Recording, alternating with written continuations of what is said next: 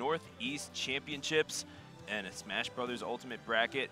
It's been a weird bracket thus far. I mean, a whole bunch of upsets, and I'm not really even sure if weird is the right adjective to describe it, but frankly, an event of this magnitude, I mean, what else can you say? But it's been interesting, Zerk. Yeah, interesting. I think is the right word, and I wouldn't say too much upsetting. Again, new game, less than 2 weeks old. You know, we're seeing names that we recognize from Smash 4, but this isn't Smash 4 anymore, man. They could be falling off. This might not be their game. No, you're not wrong. I mean, it's certainly taken a while for some of the names that we do see here to come into prominence, and they've been putting that work in ever since Smash 4 even, and really they just never stopped on that grind. That's really the one commonality between all of these players, is that they've been grinding even before Smash Ultimate came out, in Smash 4, learning all the tech, even going back to Melee and learning some of the tech there and seeing how it translates over to Ultimate. So there's been a lot of hard work put into this game, and as you saw yesterday, Zerk, it really shows. Yeah, absolutely. I will say, though, 6WX, he is on the winner's side of our bracket here, so that is a familiar name, Smash 4 name, so he didn't get upset. He's living up to his name and his reputation from Smash 4. But, yeah, like you were saying, there's so many players, so many people playing this new game, Smash Ultimate, that are from every Smash game prior. You know, I've been putting in most of my lab time with Melee players that have picked it up and they're loving it. Yeah. And they're the hardest people in the world to please when it comes to Smash. Oh, so, yeah. No, that's, you know, I think that's been proven. So yeah, I mean, Melee players are playing it. Brawl players are playing it. Smash 4 players are, of course, playing it. And the characters feel good. And so many of the characters feel viable. Yeah, it's funny that you mention that, because actually the laboratory in Hatboro, Pennsylvania, where I and Bros Calamity itself is based out of, they're a big hub for Smash 64. Oh. So it's and a lot of the Smash 64 players just love the game. It's been crazy. Yeah, so it took them 5 iterations, but I think they finally found the one. Plus, we're gonna get DLC already announced, so I'm ready for that Piranha Plant, man. I'm ready for the trolley Piranha Plant. I've seen a lot of pros talking about, you know, I'm gonna learn Piranha Plant just to win a major with it, just to make everybody upset. I'm waiting for that. Yeah. You know it, man. And coming up next, speak of the devil, 6WX on winner's side, going up against a very unique player in Pelka, who is one of the very few players that really came into prominence with the Wiimote and Nunchuck, which is such an interesting combination to use. But yeah, I mean, if it works for him, then who are we to fault him for it? Right. And then ever since then, switching over to the Pro Controller. So we got our event announcer Megaphone Frank showing a little bit of regional bias, which I'm not gonna. Hey, I'm 215 till I die, man. He always does. Yeah, 305 till I die over here too. So 305. That's my area code. Oh, Miami. Yeah. Okay. No, hey, real recognize real. I'm not even gonna complain about that. Hey, fist bump, put it right here. Hey, you know it, man. Right on, right on. Let me recognize. Oh yeah, the only reason I know is 305 is because MVP, the wrestler. Oh. He always used to do that thing like 305. And then Pitbull also, Mr. 305. He's Mr. Worldwide now. You probably didn't hear about him until he became worldwide. I really wasn't sure what Pitbull was. He used to go by Mr. 305. Anyway, that's not important. Makes sense to me. No, you know what? We'll get into regional stuff and phone area codes at a later time. Right now, we're focused on Pelka and 6WX as they are setting up their stuff on the screen. And 6WX, again, number 34 ranked player in the world in Smash 4, and currently on the PGR as number 34. And you definitely see why. And I was mentioning on yesterday's stream, one of the more aesthetically pleasing Sonics on the face of the earth. Sonic has a certain reputation in the community about being, this is the character that you play a certain kind of way. Lame. But you know what? That's I said it. I don't have a problem with it. Those are 2 of the words that are used. I don't have a problem. We're not going to call a spade a spade. It's just I'm not saying that playing lame is bad or that he shouldn't do it. I'm just saying that, you know, sometimes that's what you got to do. Like, you're not going to play a character that's supposed to play lame and then not be lame, because then you'll just lose, right? Like, if you want to win, you do what you got to do to win. see, the logical thinking would be indeed that. However, it just doesn't work in the face of 6WX, who has just been absolutely nuts with his Sonic play, and is one of the again, super aggressive, super in your face, and he really does take the fight to you. The question is, how does Pelka negotiate that? And the answer seems to be with the zoning offense, and let's call it innovative offense of Snake. And here we go, folks. Welcome to Top 8 here at Smash Brothers Ultimate. And we are underway. Fatal already out the gate with a perfect block. 6WX going deep, trying to give him early, but not going to happen. That up B from Snake is too good, but trying to get the damage. Getting rid of the grenades, so smart by 6WX. You don't want to let Pelka get double grenades set up. Makes him so hard to approach, and you even get punished for hitting him. Yeah, no, it's I mean, that's what happens. You approach a little bit, you don't come correct. You're gonna come into face first with a grenade, and. But again, that's where it comes back to what we were talking about with that Sonic play. Sonic with the speed to get in, get out, do those little drive-by hits, those run-by hits, and get completely out of the way of all of these projectiles and explosives. Exactly, that nickel and dime damage adding up, and soon enough, 6WX finds himself with $1 worth. Already? That back throw at 115. Oh, with the back air! Going. He climbed the stairway to heaven to get that stock. Yeah, reach for the stars, 6WX, he certainly does. Doesn't burn himself on the sun, very impressive, and he finds himself up 1 stock to 0. It's only sitting at 62%, which is impressive in and of itself. Considering just how many hazards Snake can throw out, of course getting hit with his own grenade there. And Mike, this is a clinic that we're seeing right now from 6WX. I mean, it was until then, it was 70 points or so of unanswered damage. And now once again at 100. Yep, taking the life lead. Oh my gosh, the homing dash. All right, so that looks like definitely a change for this game. That homing dash startup charge was so long, he held it for a while there, and I don't think Pelka was ready for it either. So that's something to take note of if you are used to Sonic from previous games.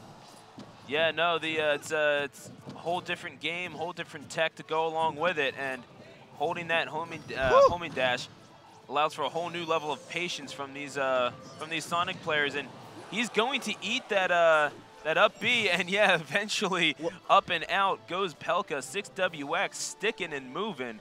It's actually kind of funny because he tried to use that, that link tech where you have a bomb and you let it blow so you can up B again, but he had so much damage and his grenades do so much that he killed himself with it. Ooh, but that up tilt so strong. He's gotten a lot of stocks this weekend with that up tilt. So good to see that that's still in the game. They brought Snake back in all his glory.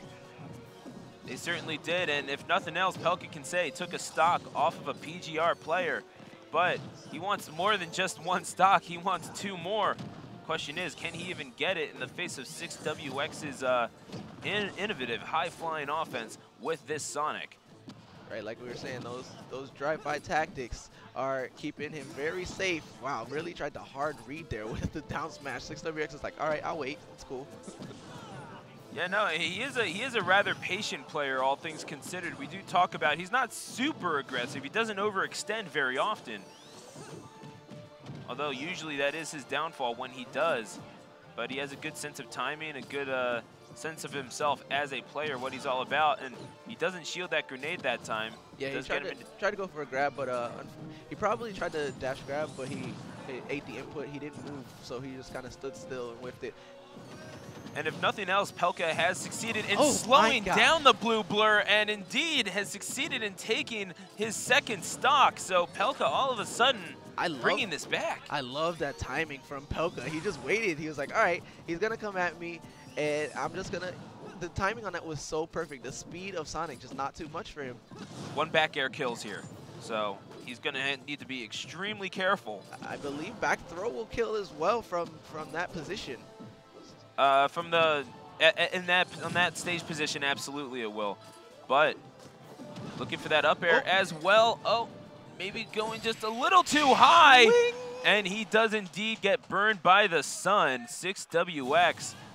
There you go. Grab yourself that Chaos Emerald, Sonic. He takes game number 1. All right, only need 6 more. Yeah, no, exactly. Well, I mean, only one more to win the set, to be completely fair. Or Yeah, no, I mean the Chaos Emeralds. Oh, yeah. No, I know what you meant. Super. I know what you meant there. No. There's unfortunately no supersonic Boo. here, no Final smashes. meter is off. Yeah, no. It's rather unfortunate. Uh-oh, were his controls wrong? Oh, he's going back to controls.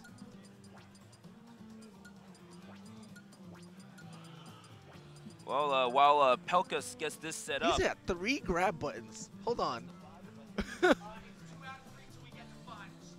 Look at this setup, dude. He jumps with L, and he has 3 grab buttons. Hey, so do I.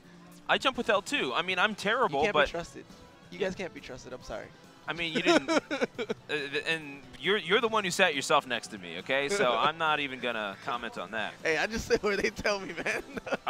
What is? All right, but anyway, you're stuck here with me, boy. Clearly. Send help, somebody, please. Oh man, I love when I can use the evil laugh. That's all right, my favorite part of the day. So controls are back on point. Stage has been chosen. Looks like they are going to go to Unova Pokemon League, which means we're going to get some good music. Again, the last stage was Pokemon. They must just be Pokemon fans. See, I'm not really sure about the usage of L or whatever. I mean, I don't mind it at all, and it does seem to be a carryover from Smash 4, and just because you used to have the whole, like, you could nair with C-Stick, you could do pretty much everything with C-Stick, and really before the jump button and attack button short hop mechanic came about, it really was one of the easier ways that you could do that. So it seems to be a big carryover from some of the Smash 4 players that use the L. They just still kind of have it there as an option in the back of their mind, so that they don't have to change too much about their muscle memory. Right. At least that's what I've noticed. And all right, so I'm noticing with this stage, I'm thinking that Pelka chose it because it is a little bit smaller than the last one, so that leaves 6WX less room to run around. And using the invincibility of that up throw to avoid damage from the grenade. Not to mention the platform's right above the stage as opposed to just jutting outwards, so less ample opportunity for 6WX to set something up. So definitely was thought out on the part of Pelka, who really was not playing half bad. And it seems to be a little bit more of an even game. However, 6WX certainly still the aggressor in this. Pelka would be wise to just let the game come to him.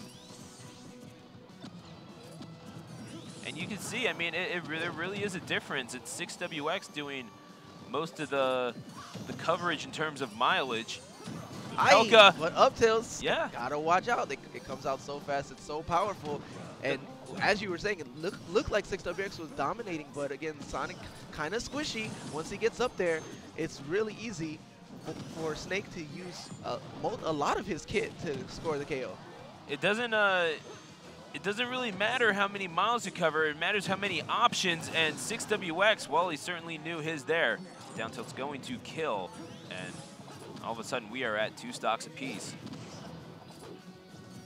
All right, now let's see again if 6WX will be able to keep his hit and run tactics aflowing. Like we said, the smaller stage, so he has been taking a lot more explosive damage this round than he was last round. So that shows that Pelka, oh, he went for it deep again. No success this time.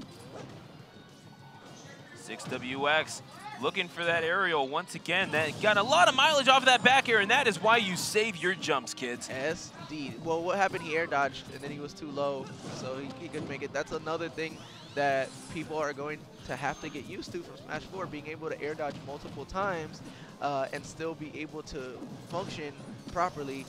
Now you have some recovery on it, so you lose inputs. You go into free fall for a while before you can recover. Yeah. I mean, you certainly do lose pretty much any sort of input that you have after that. So at least that's what you do in free fall. So I'll just cover for you in that way. But no, I did happen to look over at 6WX when he went into free fall. Yeah, there was some dismay there. Just okay, I gotta actually sharpen myself up here. And Pelka, he's doing an incredible job right now, sitting at 136%. See, this is why you can't do true play-by-play on in Smash. But okay. Tags him, and there you go. That forward air, he's gotten a lot of mileage off of that this tournament. It's one of the reasons why he rode himself into top 8. And now as he sits at 1 stock apiece, What's 6WX's win condition here?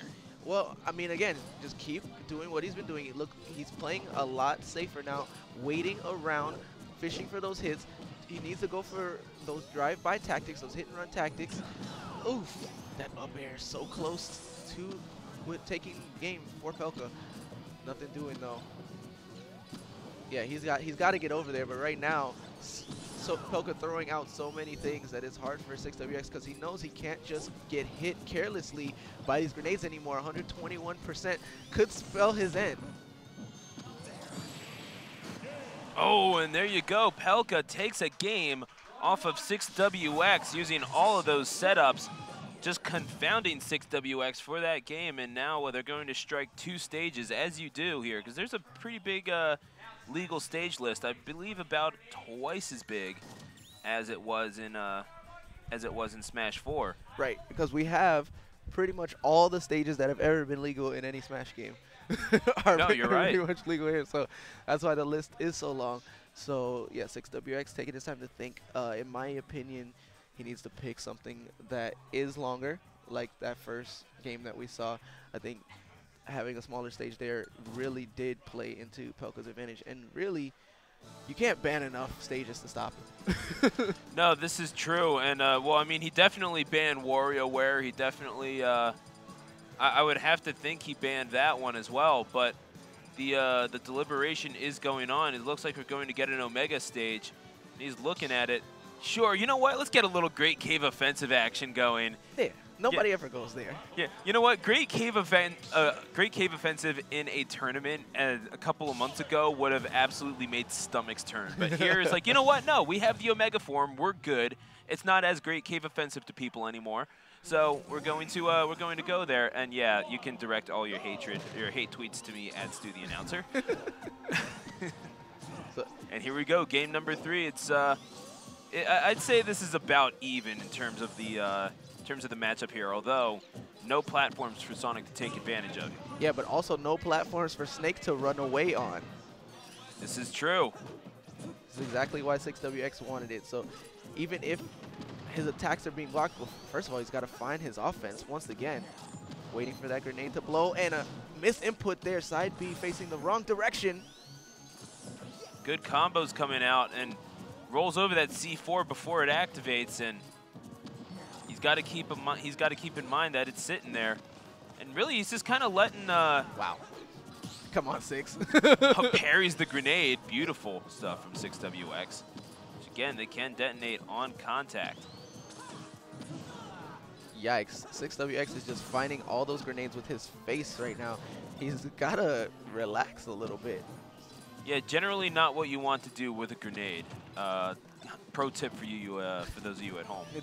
Don't face check grenades. Nope. It's Zerk just reading my mind, man. He's getting ever closer. He's just trying to wait for. Ooh, the back air though. He was waiting for him to charge in, and it's just like a possession soccer team. When you're playing one of those, what do? You sit back and wait for the counterattack. Pelka puts one in the back of the net there, and all of a sudden it's 3 stocks to 2. Yeah, exactly. So 6WX was trying to bait him into doing something unsafe that he could punish, but then he just got tired of his own game of chicken and ran in to his demise. And now, off stage, doesn't stay in disadvantage for long, and that's been one of the big strengths of Pelka's game thus far, is that if you're not careful, that Sonic, he can keep you off of the stage for quite some time, and that just takes everything out of Solid Snake's game. But he needs to land a solid enough hit to actually get the KO before he takes more damage. Will back throw do it? It does. No, not quite. No, it does not. Is what I said. There you go. Well, eventually it may very well have done so, because put him in a disadvantage for long enough, could not get back to neutral, and that cost him his first stock. So we're sitting here at 1 apiece. Now, oh, but there you go. Pelka gets it right back, and just like that, it's a full 1 stock advantage for the young man. And this is 2 out of 3 until we get to winners finals, losers finals, and grand finals. So we might be seeing 6WX going to the losers bracket here. But again, never over until it's over in Smash. We can see Gimps, we can see SDs, and we can just see stellar play and 6WX making a godlike adjustment out of nowhere. And it makes you wonder. I mean, X certainly likes to give it to him. There's no doubt. There's no doubt about that. Hey, yeah, you know your boy's gonna come through with that. Come on now. But you know that he likes to be very in your face. He's a super aggressive Sonic player. However, maybe the lack of platforms hurting him just in terms of this is how the character likes to play a little bit. So maybe a bit of an Icarian flight towards the sun on his part, and the up tilt once again. Pelka takes down 6WX. He will find himself in winner's final. Absolutely. So what an adjustment.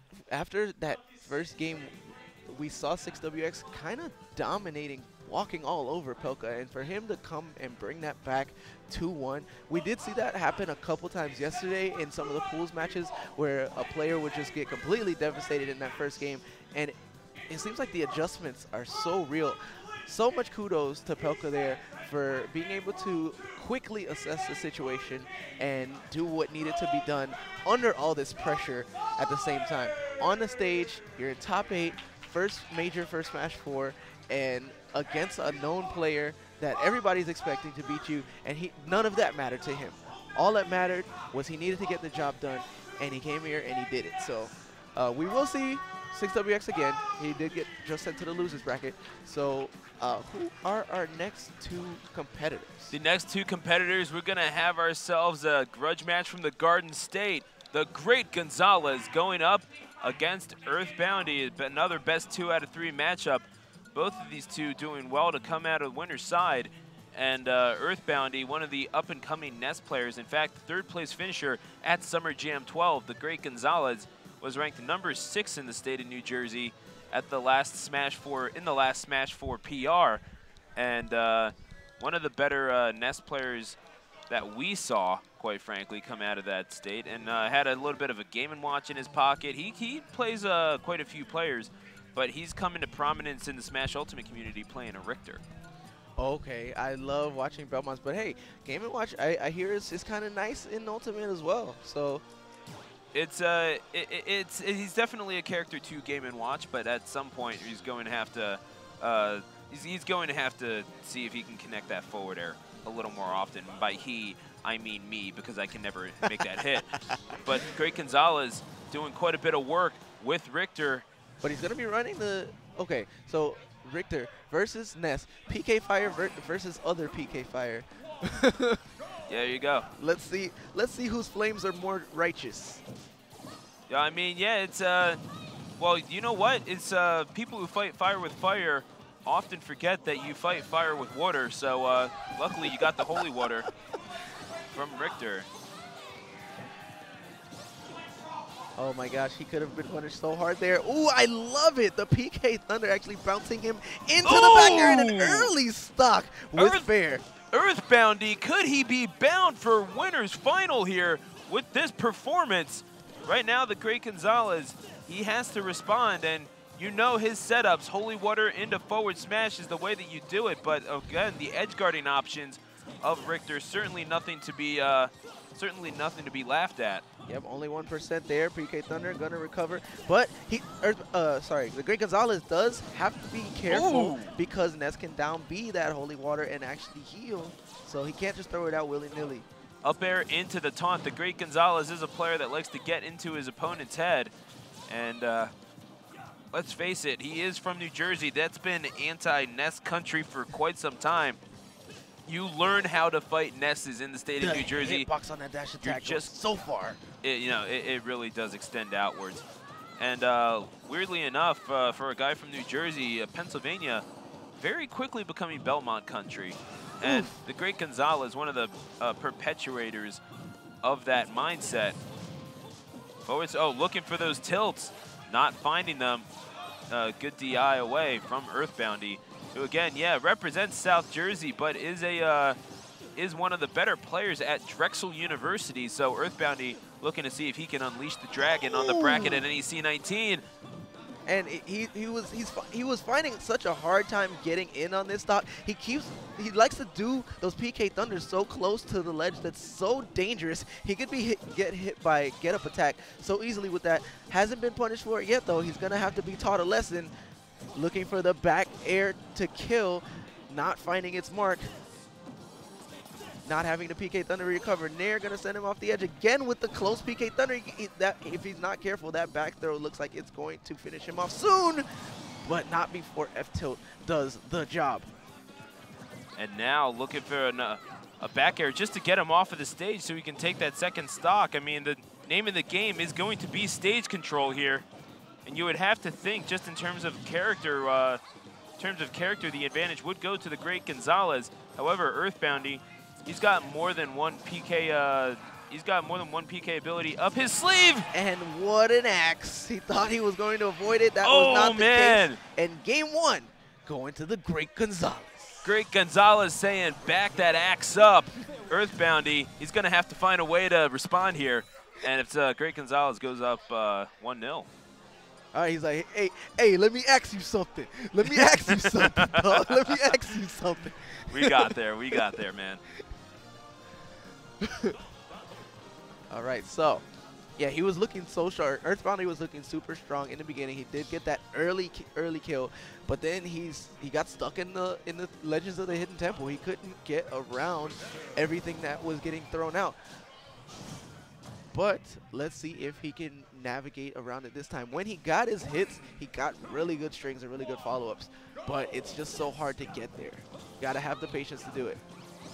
Earthboundy, yeah, and sensing that he needed a bit more of a home field advantage, I suppose. And Earthboundy is going to have to see if he can make the comeback here, as the score is, in fact, we saw that Richter win last time, yeah? Yes. So we're going to need to update that score for you. We do apologize for the error in production, but honestly, man, that guy has been working so hard all day. I can understand. Yeah, absolutely. It happens. Yeah, for sure. So Earthboundy with that back throw once again, one of the many kill options that NEC has. That's it. And there you go. That forward air is going to kill. Even if it didn't launch him off the stage, it was going to get him far enough away. We haven't mentioned yet, the Belmonts do have quite lackluster up Bs, and he was not going to be able to reach the stage from that distance. He thought he had another jump.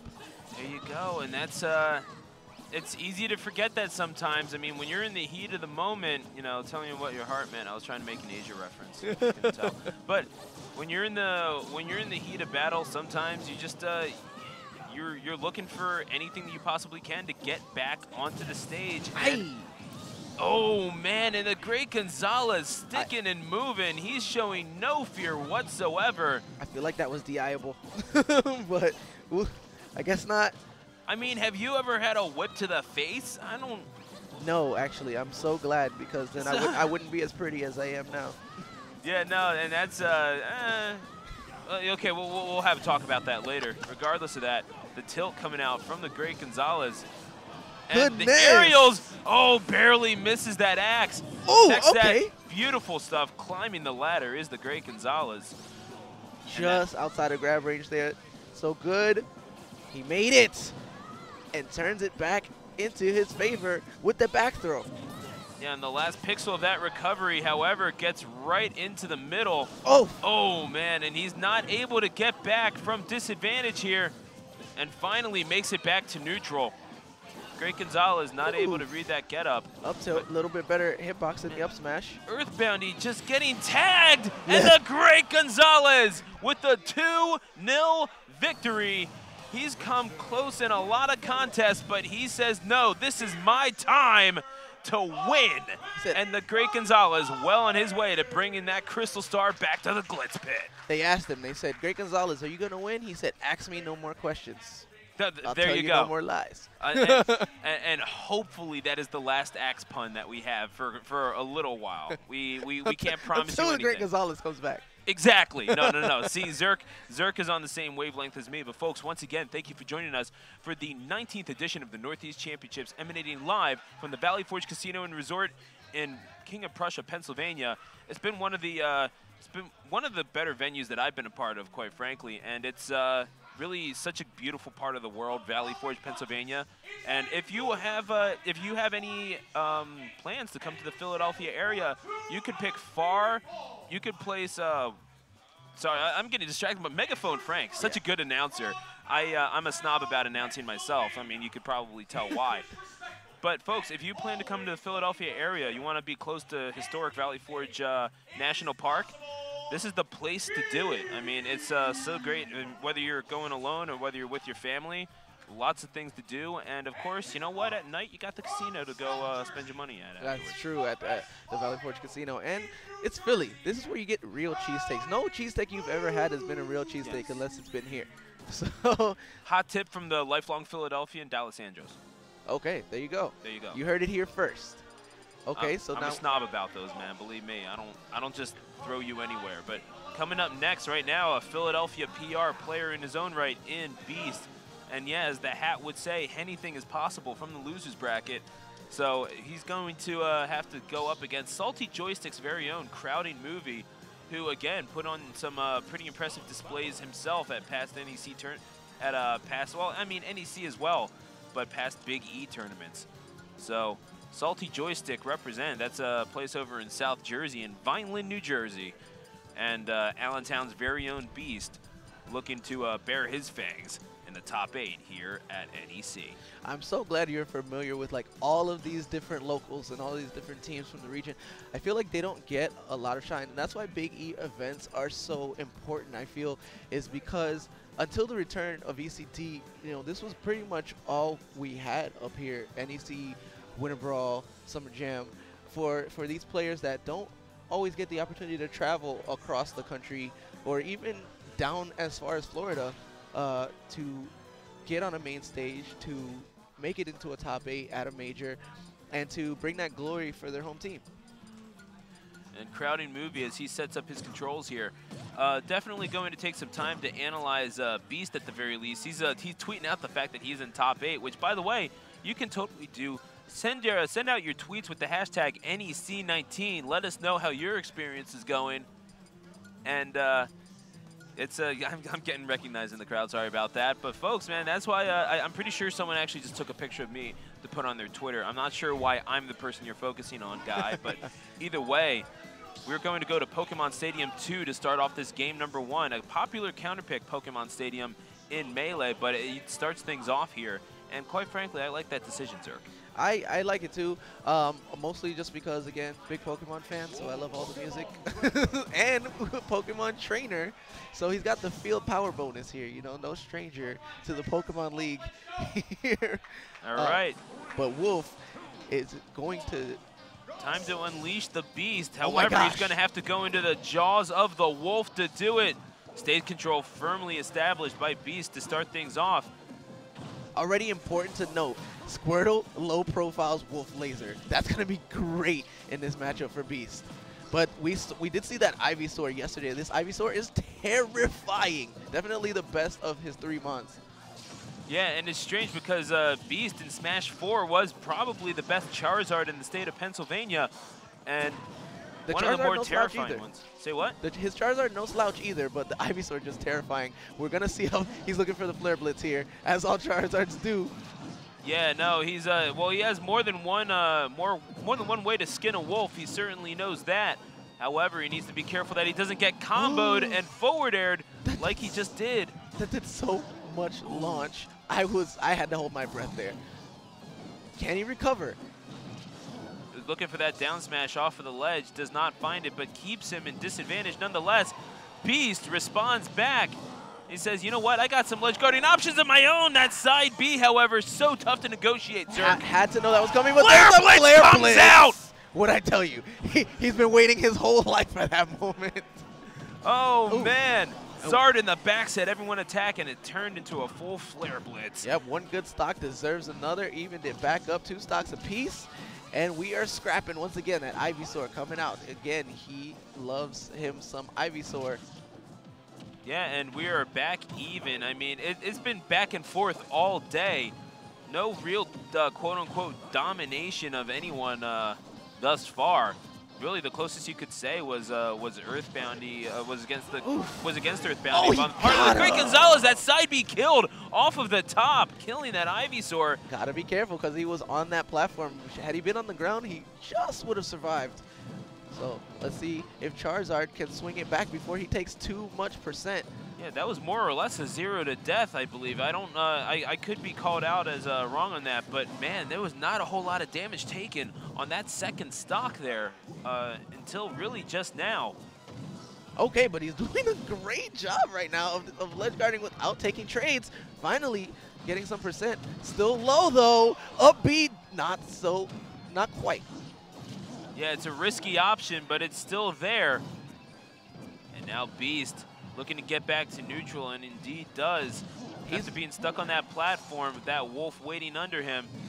Crowding Movie is definitely ready. Oh, he could have got so Flare Blitz right there. Yeah, no, he knows that he can't rely on that, though. Enough. Oh, the throw on the top platform. Oh, but really, I guess both platforms are top platforms. So, as he comes up here. 137%. The rage is real. What? Oh, the down air! Oh, he tried to go for the double. That would have done it. I like that he's thinking like that. He's going to need to make something drastic like that happen with this deficit that he's suffering right now. Shoutouts to Mark Summers and Harvey with that double dare. However, not finding it, and will it be Beast getting slimed here? I can't with your puns.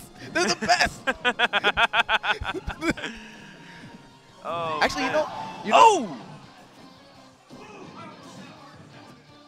Yeah, I mean, Megaphone Frank, he's almost having heart attacks. I mean, frankly, I felt my chest tighten up a little bit too. I felt something else tighten up over here, but you know. The less we say about that, the better. The side B is going to kill, and Crowding Movie going reel to reel on Beast. He goes up 1-0. Oh my gosh. That was an amazing display. Wolf's so explosive. I hope you're watching at home, Shofu. He might be coming for your throne as best Wolf NA. So, yeah, it's just, you gotta know a lot of Wolves like to recover off of that ledge with the side B. You gotta know that the side B definitely has kill potential, and you gotta prepare for that. We get into that habit of getting close to the ledge to try to read a person's get up options, but so when we're playing against a Wolf, it's so different the way that he gets up that it's easy to forget. Yeah, and you see the intensity of Beast is going to come out here. He has that, when he has that look on his face as you just saw at home, chat, then that's when you know it's going to get real. And we're going to Smashville for game number 2. Welcome to Smashville, Pennsylvania, everyone. All right, and interestingly enough, in the tournament, Smashville with hazards off, even though we ran it with hazards on for 12 years, but, you know, turn them off now. Well, I mean, it's I think the whole deal is hazards off in general, so that we don't have to go switching between hazards off and on and then forget, oh my gosh, we're going Omega Great Cave Offensive or something like that. Yeah, it does take a while. That is true, but I don't know. We'll see. We'll see how it goes. And plus, just people forget things in the heat of a set. It's not even oh my gosh! Just like that, the claws come out from Crowding Movie and Beast. I mean, yeah, what else can you say? But right now, having trouble dealing with that Wolf in neutral. He was looking for the Flare Blitz, misses. Yeah, I was surprised to see he's actually not using very much Ivysaur, and as I was saying, I do think that is his best mon. He did just lose the stock on Ivysaur, but I mean, he did have a high percent that he accumulated with Squirtle. So I want to see him play this Ivysaur while he's low. But the Charizard is actually putting in work as well, so nothing wrong with Charizard. I just know he doesn't like Squirtle very much. You would have to think, however, watch it. It is one of the more effective Pokemon, but he just does not trust that Squirtle just yet. I like the short hop nairs there. That should cover side B if he tries to recover with it. Just up and over that time, though. I mean, neutral air covers what, 33% of that stage in terms of area. The Flare Blitz right through that, and Beast burying his fangs as well. All right, but now are we going to see the edge guard here again? And we will. He's so good with swinging that right back and keeping this an even matchup. Yeah, and again, stage control, accidental footstool or purposeful footstool, Definitely you decide. An Well, okay, well, and by you, I mean Zerg, obviously. So we're going to... Squirtle out here trying to keep him shell-shocked. But now Ivysaur, oh my gosh. So much, he's right. Oh, and yeah, that's crowding movie deciding to leave it alone there. Yeah, that was a reach on my part. Yeah, I apologize. But Beast, nonetheless, ties this thing up at 1 and showing just why he is part of the Philadelphia PR. Crowding movie, though, he's gonna be looking for a different Act 3 to write here. Yeah, so that was pretty fortunate for Beast. Crowded movie going for the up B sideways, and he was too low. You know, so it's pretty much an SD there. So I do like the way that Beast did start to play that, though. He was ahead, even though they were even in stocks. He took first stock each time. So along that same momentum, he was poised to win that match regardless. But again, anything could have happened. So lucky break for him that he didn't actually have to play it all the way out and have something unfortunate happen. This is true, and here we go, the game number 3, no change in characters. The scene for this particular Act 3 is going to be, this, once again, Smashville. So, again, we didn't do hazards, and apparently Nintendo decided that, that the moving platform was a hazard. So that's definitely something to be considered as well. But any moving parts. Which, I mean, I suppose it makes sense, but at the same time. Well, yeah, because, I mean, there are certain characters that can combo you, like zero to death you when it's on one side and you land on it. So, yeah, early stock. Yeah, seriously, that down smash, so deadly coming out from Wolf, and that's going to be stock number 1, and only 20 or so seconds in. Yeah, crowding movie is really making me want to play Wolf. This is kind of OD. All right, but dude, Wolf is where it's at, man. Again, look at that tilt. That tilt did 13. Oh, yeah, looking for the flare blitz, out but the gate. Crowding movie. He's been looking for that now, man. But what is it that crowding movie is so elusive right now? Beast just can't seem to get a handle on him. What is it? What's been the difference thus far in this game number 3? Do you think? In terms of approach. I think it's just that Wolf's single hits do so much damage, and also his aerials seem to do a lot of launch and kill early, and I don't think Beast is expecting that.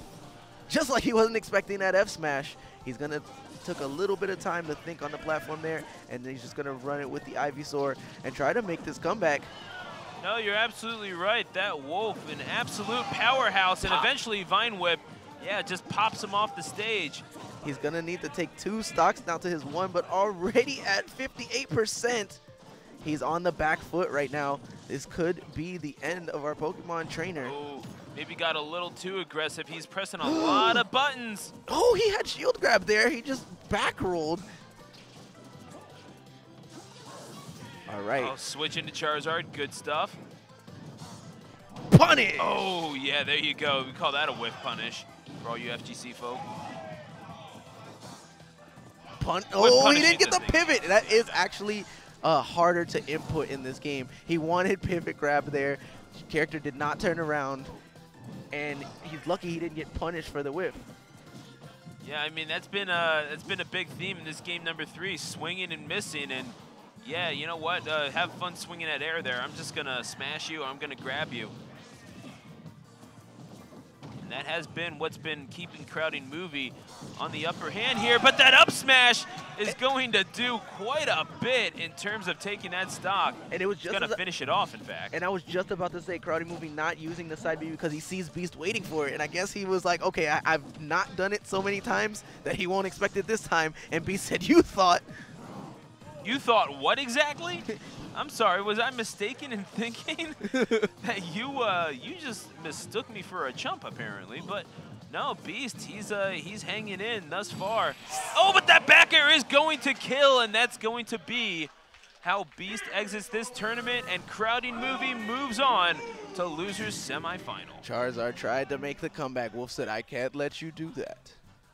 Yeah, I appreciate that. I appreciate that.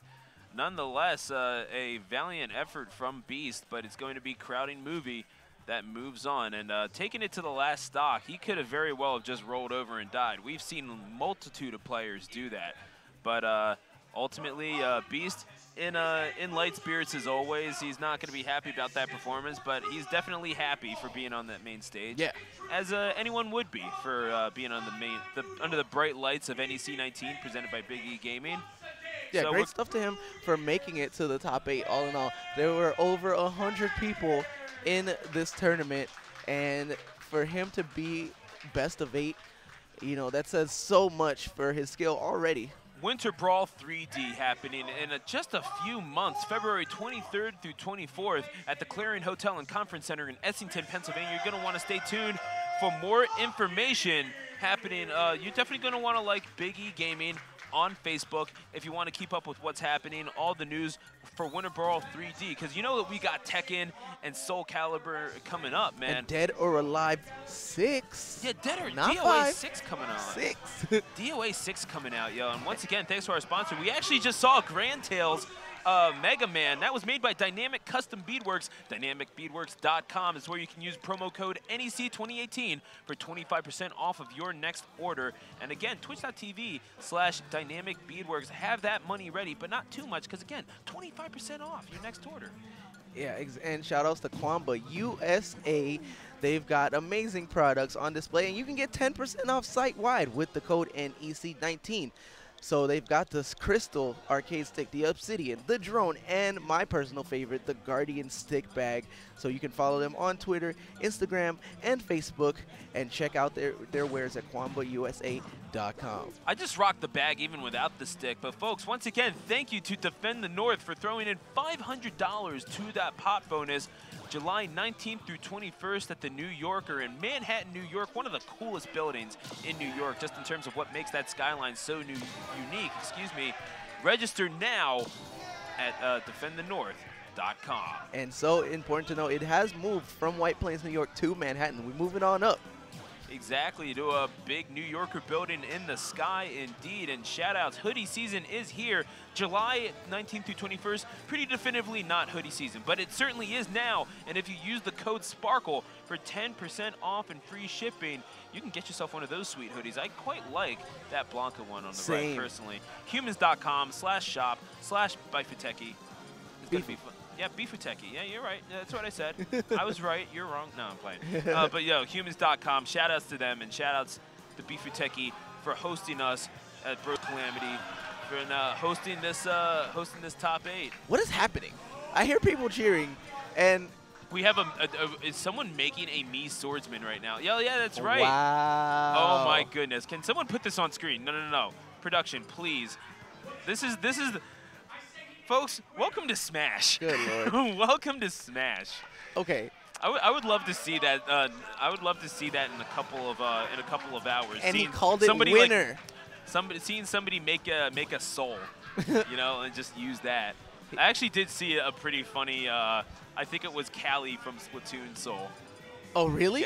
Yeah, no, I'm not even kidding. Like, some of the souls that have been made in Soul Calibur have been absolutely hilarious. I want to see a Marina. I'd be down with a Marina for sure. Your boy is a kid and a squid, so I'm all the way down for that. However, we're going to see the Battlefield version. We're going old school, going to the Castle 64. Yes. There we go. So, Mega Man versus winner. I'm actually tight. That's what he made his swordsman look like. Yeah, I mean, considering what the standard swordsman looks like, I've seen some crazy Miis put out there. So, I mean, none worse than the stuff that I've created, but whatever. All right, so Grandtail with the lead early. Oh my gosh, Lemon's not stopping that. I guess it's a side beat. I'm sorry, I know nothing about any of the Miis. So stream at home, I'm sorry. I probably will never learn what the Miis do. It's all good. Either way, that down smash coming. Oh, forward smash from Mr. Lucky as he looks to neutralize the Mega Man of Grandtail, who's carried that Mega Man all the way into top 8.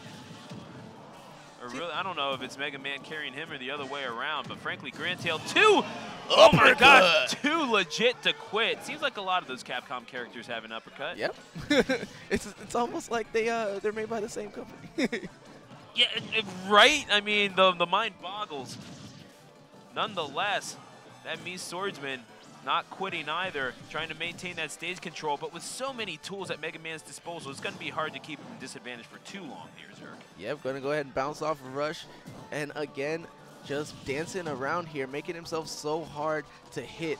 Mr. Lucky trying to find one. He went for the down air spike, gets hit for troubles, but across the stage, so he does survive. And this is a pretty decent lead that Grandtail has, so he's probably happy. Even, of course, he's going to try to get this next stock without dying, but even if he dies here, I think he's still happy. Dash attack puts him into disadvantage. Grandtail trying to keep him there, but not for long. Tags him with that charge shot. Metal Blade into, oh my goodness gracious. Yeah, fair, so strong. Keep away. Get away from me. That side B going so far, and the F smash going to close out the second stock. Mega Man sitting at 153, max rage. Let's see if he can get a hit in. Lemons. Lemons not going, oh yeah, well that's going to kill for certain. This Mii Swordsman is getting taken to task here by Grandtail. Oh, he's toying with him now. He's like, come at me, bro. Let's see what you got. And every time he tries, he gets hit. See, now I'm seeing these shuriken come out from the swordsman. I wonder, are they like water shuriken? Can they be charged? They make the same sound. I don't know. I don't think so. Okay. I don't believe so. Either way, we've got oh, he went for it, but the sticky bomb interrupting. The winner of this one will go on to play 6WX, so that's quite the reward for somebody. But either way, winner's final, I believe, would be coming up next. Pelka versus the Great Gonzalez. I could be mistaken about that. Oh! That was a good read, but he let it go a little bit early. What a parry, but no punish off of it. Tried it again, didn't get it that time, and just tried to run up uppercut. Let's be a little bit respectful. Nah, who am I kidding? Don't be respectful. Oh my gosh, that backhand, giving them the backhand. Holy smokes, Rush coming out too. Such a good boy. He's like, this is how you slice. You can't slice me with this flour. What is this? Yeah, to show you the power of Mega Man, he sawed that stock in half, and that was quite a lot of damage. Super fighting robot. Mega Man! Oh man, I love D1. Shout outs to him. But again, 6WX. Wait, are you actually serious? He's making another. He's gonna make a brawler now? Is he really? Oh, Gunner. Oh, Gunner. Interesting. So we're gonna see ourselves a bit of a zoning battle here. Right. And yeah, you gotta have the dragon right. helmet? I want dragon helmet. Why play Samus when you can just make your own? Ridiculous. Actually, just play Samus, dude. Yeah, just play Samus. Well, no, because yeah. Well, hello. Is he just making Samus? You could just have Samus, dude. That is a waste of time. Samus. Thank you. All right, well, the crowd loves it. They're applauding his decisions here. So, at the end of the day, if nothing else, Mr. Lucky crowd pleaser, you got to give him that.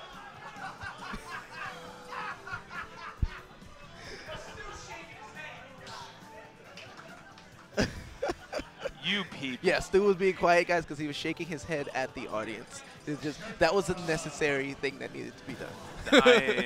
Absolutely necessary. I wholeheartedly agree. Oh, and so the orange Mega Man, he's like, all right, we can both be orange. Yeah, fair enough. Grandtail, mind games right back. Why not? Yeah, but the Leaf Shield is going to help him out in this matchup. I mean, Mr. Lucky might as well have fun with this thing, but Grandtail. Nice! Oh, wow, that was actually a really good parry. Yeah, that was definitely on purpose. Yeah, no, all joking aside, Grandtail says, you know what, time for jokes is over. Okay, so he did change. What was that actually that he just hit with? Again, the difference of the Mii fighter. Oh, man. Double uppercut.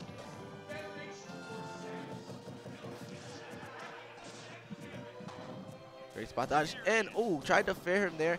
Up B might have worked. Slide whiffing. I guess that's F smash? Megaphone Frank just said it was Federation Force Samus, which, you know, I mean, less we say about that, the better. But the missile coming out. See, and this is, Grantail is like, this is how you avoid projectiles. Teaching him a lesson. I like the fact that he can edge guard from so far away with that F smash. Oh, almost got caught there, but I like uppercuts coming. Mr. Lucky just did not adjust in time, but again, I mean, just as I say that, I mean, I wasn't wrong. Commentator's curse, folks. I thought it was coming from Grantail, but I wasn't wrong. Uppercut did come. From Sumas. Unbelievable. Still not quite sure what to make of that, folks. But either way, if it's only crazy if it doesn't work, quite frankly. What I know for certain is that we are tied up at 2 stocks apiece. And he let that plasma shot hit him while he was on the ground, was delaying his recovery. Remember that time in Super Metroid when Sumas defeated Radley? Yeah, that's an iconic battle. But look, Mr. Lucky has actually taken the lead over Grantail. Not a good air dodge there to get back on the stage. Let's see if he can get his position back safely. I cried when the baby Metroid saved you from Mother Brian. Stop. Spoiler alert, by the way. Hey, I mean, that game is 25 years old. If nobody knows that by now, they were never going to play it. I mean, I suppose you're right, yeah. Good back throw. And the charge shot. Take aim and fire, Mr. Lucky. He takes that second stock. However, follows up with the Shoryu. And just like that, we are even. All tied up. Grantail looking to advance to play 6WX in the next round. He's got to stop getting hit with these plasma shots. He's gotten hit by at least 2 of them. And that last one that we did see taking his stock. Great jump there. Got him with the sticky. Spot in losers quarterfinal at stake. Mr. Lucky just looking to survive, and he ain't playing around.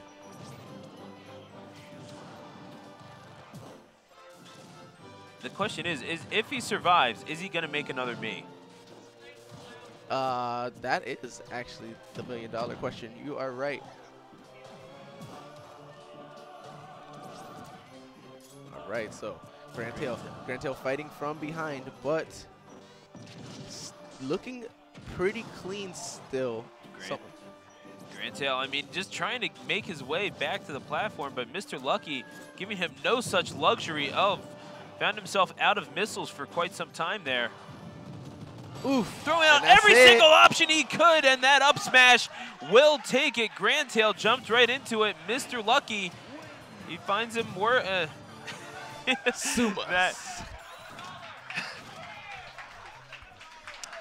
Okay, yeah, that's where you applaud. That's where you applaud. That was amazing. I'll give him that. Yeah. That was funny. And Mr. Lucky, I mean, what else can you say other than, I mean, the man knows how to put on a show. I'd be so mad if I'm Grantail. I'm actually so upset. Yeah, no, he looks a little tilted. And you hear Megaphone Frank because all he wants is to hear Gangplank Galleon. They are going to Jungle Japes, and they just selected the song. There you go. So he wants the whole crowd to sing it. I really don't want them to oblige, but it's probably going to happen. King K. Rool on the screen. Are you actually kidding me? Grantail going King K. Rool, the Kremlin King himself. Gonna have to be the one that takes out Sumas.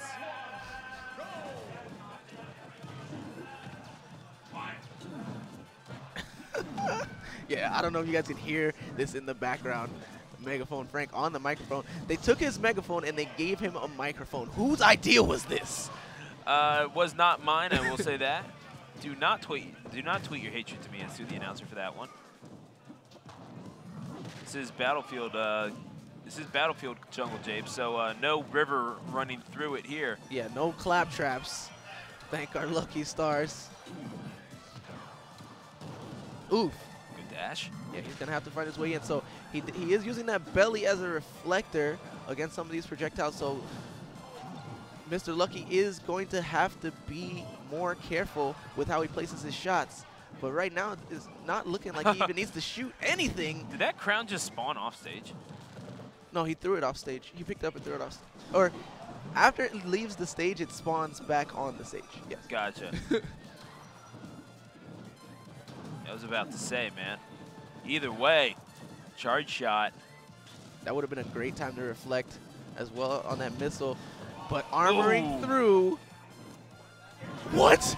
Got Are you actually kidding me? Grand Tail. That boy went nice and deep like. You're telling me he was tired of messing around. He is tired of this, whatever you call it, Sumas, whatever. And 201%. The belly is also cracked. He is on the edge of. Oh, I like the counter attempt. He's like, okay, come over here, dog. I got a surprise for you. Bomb. Plasma shot's gonna do it. There you go. And damage has been done though at 2 stocks apiece. However, Mr. Lucky, I think he'll take this, all things considered. He's only sitting at 47% after having it piled on. Oh, looking for that smash, but not finding it was Grand Tail. Got him this time with the counter. reflect. Doesn't kill though, and now he's gonna be more wary about it in the future. He tried to go for the same KO. He says, "I've learned that uppercut beating the smash attack." These people, man, they are getting absolutely with it, man. These Great people mashup. are into it. That headbutt to the chest, Zidane-esque. And now, just like that, it's down to his last stock is Mr. Lucky. This could be the last we see of Sumas in this tournament, Dirk. Yeah, we'll have to wait till next tournament for Sumas returns. Oh, I hope not. But regardless, gets tagged in the face, does Grand Tail.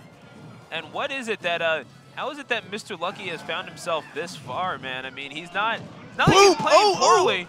Trade there. Oh, and that's Oh, no! Doesn't make it. We see the taunt coming from Grand Tail at the end in the face of Mr. Lucky. Yep. Looks like his luck ran out. Yep, slap that belly all you want. It's not going to give you nearly enough luck against that King K rule. And that's going to be a 2-1 victory for Grand Tail, who moves on. So in the lose side. So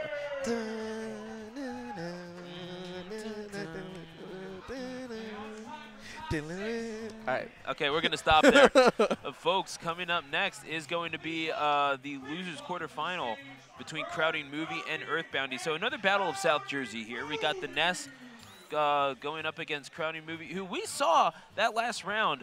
Pretty convincing win, all things considered, even though did move on by the tune of 2-1 against Beast. So what are you expecting from this particular matchup? Honestly, more explosiveness. Like that was really his strength, is that Crowding Movie was so aggressive but so precise at the same time. There's a lot of players, you know, they get overly aggressive and they overextend themselves and they put themselves in situations that are unsafe for their character, but Crowding Movie definitely wary of all his situations. As you do, I mean, the proper hunter knows when to strike, and that hunter is indeed Wolf.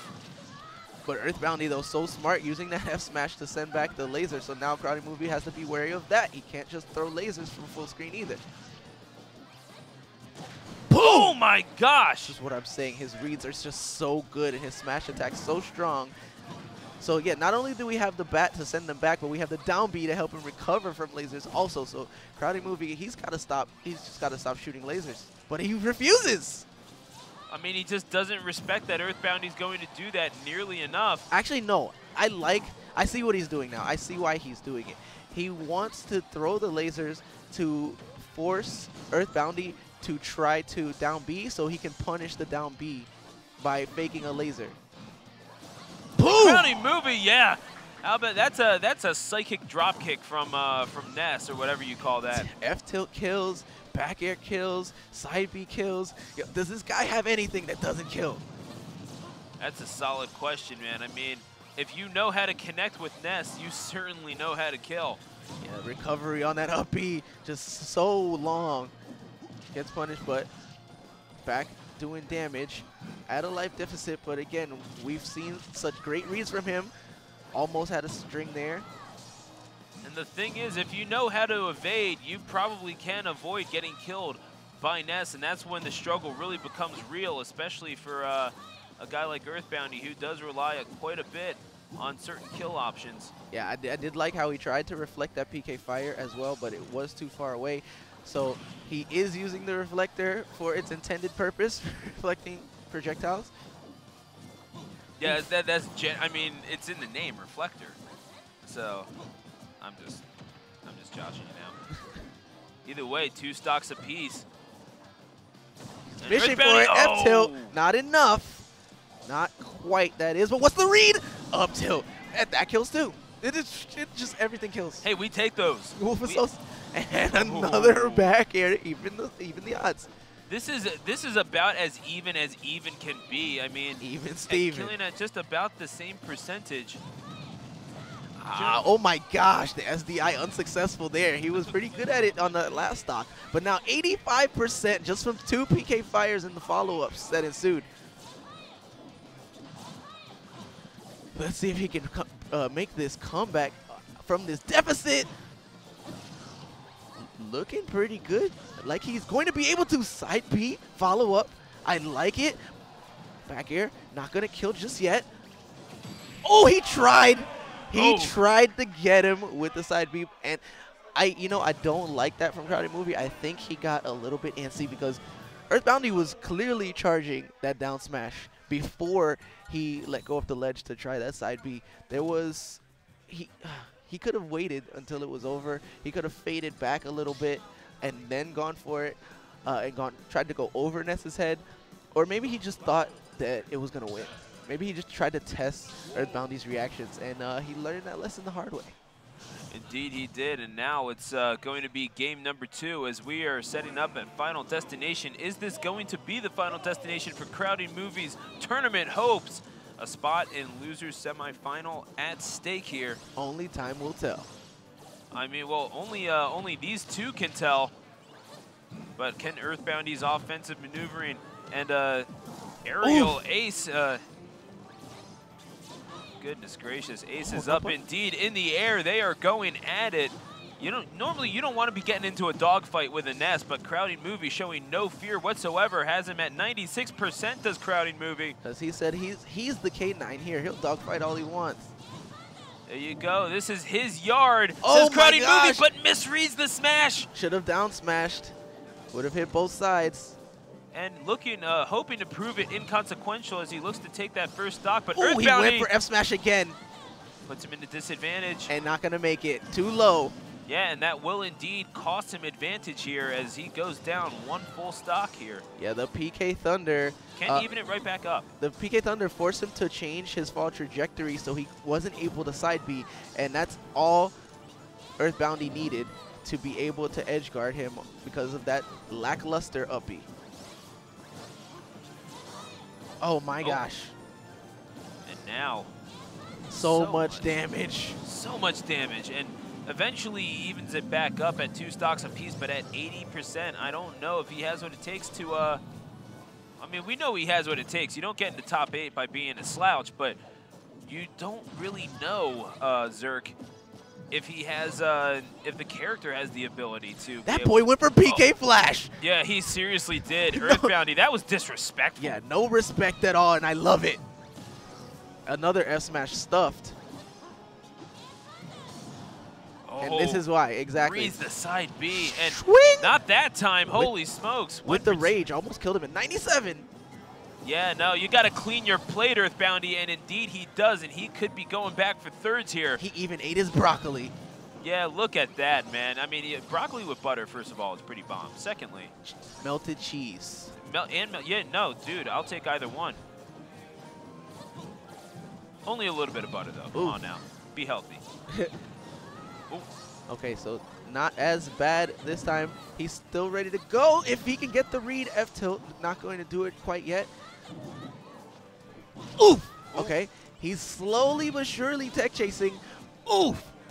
Oh. And too far away, missed the spacing, will dash attack. Okay, I was like, is dash attack gonna kill too? Oof! Yeah, but it makes Earthboundy pay for not realizing he was at the ledge. You can't do that off of the ledge with the PK Thunder. Yep. And so, can't believe it's not Boundy, but Crowdy Movie, he's up to 90%, 101 now. This could be the last hurrah for Crowdy Movie. Is it going to end here? It could. The credits aren't rolling quite yet, Zerk. He's been having a few unfortunate missed spaces. So if he can just get his spacing back on point, watch out for those back airs. Oof. Oh, and as that's I say going to do it. You had- Earthboundy bound for losers semifinal. you had one job. Don't get hit by back air. You're fired. Yeah, I mean, that's, can't move. that's rough, man. I love Star Fox 64, man. That's a great game. It's okay. No. That's if you're going to make references, you might as well do that. Yeah.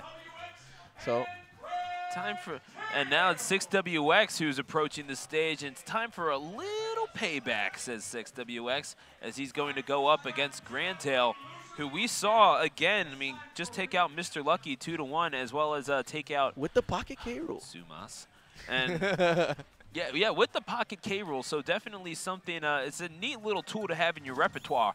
But 6WX, obviously, we've seen him play that Sonic, and I know that he has something else in his pocket as well. I heard it. I heard as a child they called it Litten.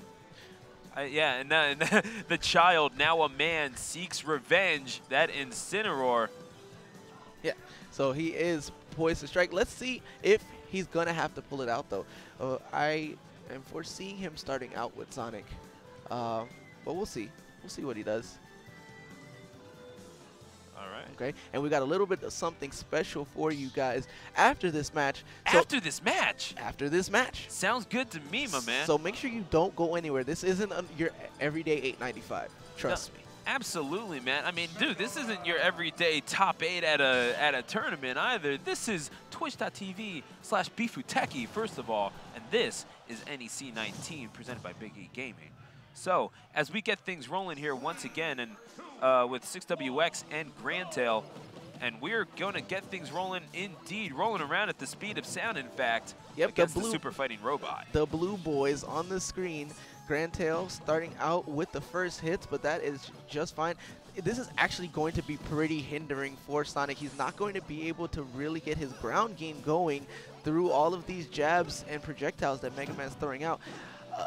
Not sure. I mean, I guess he's still confident in the matchup, having played it in Smash 4, but I feel like he maybe should have thought about how he was going to be able to approach Mega Man as Sonic. Finding his mark now, though, tying it up, taking the lead. Winner of this will go on to face Earthboundy in losers semifinal action. And of course, after this match, I believe we'll have the winners final, Pelka versus the Great Gonzalez. Uh-oh, plants that bomb on that Sonic. And he put it right back on him. Just got to touch him when that happens. And both characters with this pretty much the same up B as well. Homing dash, going up and over the F smash. Oh, I like that. Yeah, he's not ready for those homing dashes, and that dash attack so strong too. He tried to kill him with back air. Back throw, is it going to be enough? Yes! And indeed it will be, and that's going to be first blood drawn by 6WX. And now all of a sudden, and now everything else is homing icing attacks on the cake. Pow, bang, crack. Man, even with the pop filter, you just feel that, man. That is intense. And now, looking for that smash attack at 84% right now. 6WX sticking and moving. Yeah, no, he is playing with purpose. Back throw. And Grandtail, he has not faced anyone quite like 6WX in quite some time. And boom, goes the dynamite. Was that a 0 to death we just saw? It indeed was. He's been sitting at 100% for quite a while now. Finally getting touched at 111, 121, but still 2 stocks ahead. And sure you can. Finally, a stock for Grandtail. Mega Man, I mean, just looking far too slow to keep up with 6WX. It looks like Grandtail is chasing this game. I think that's a mistake, Zerk. Yeah, I kind of have to eat my words a little bit here, talking about Sonic unable to play a ground game. He's been getting, he started out a little bit shaky, but after that first stock, he's really been impervious to bullets. I mean, there's only so much you can do against them. So, you ever tried to stop a bullet? I haven't. I like how he used Sonic's own spring to get up and over there, but still getting caught by a back throw. Ooh, and the directional air dodge to get back to the stage. So smart. Trying to gimp the guy, and oh my gosh, the air. And another directional air dodge right back. Hard knuckles coming down upon the face of the blue blur, which I guess is black in this instance. Right. Oh, he's like very midnight blue. It's a faded blue, yeah, sure. Oof, F smash.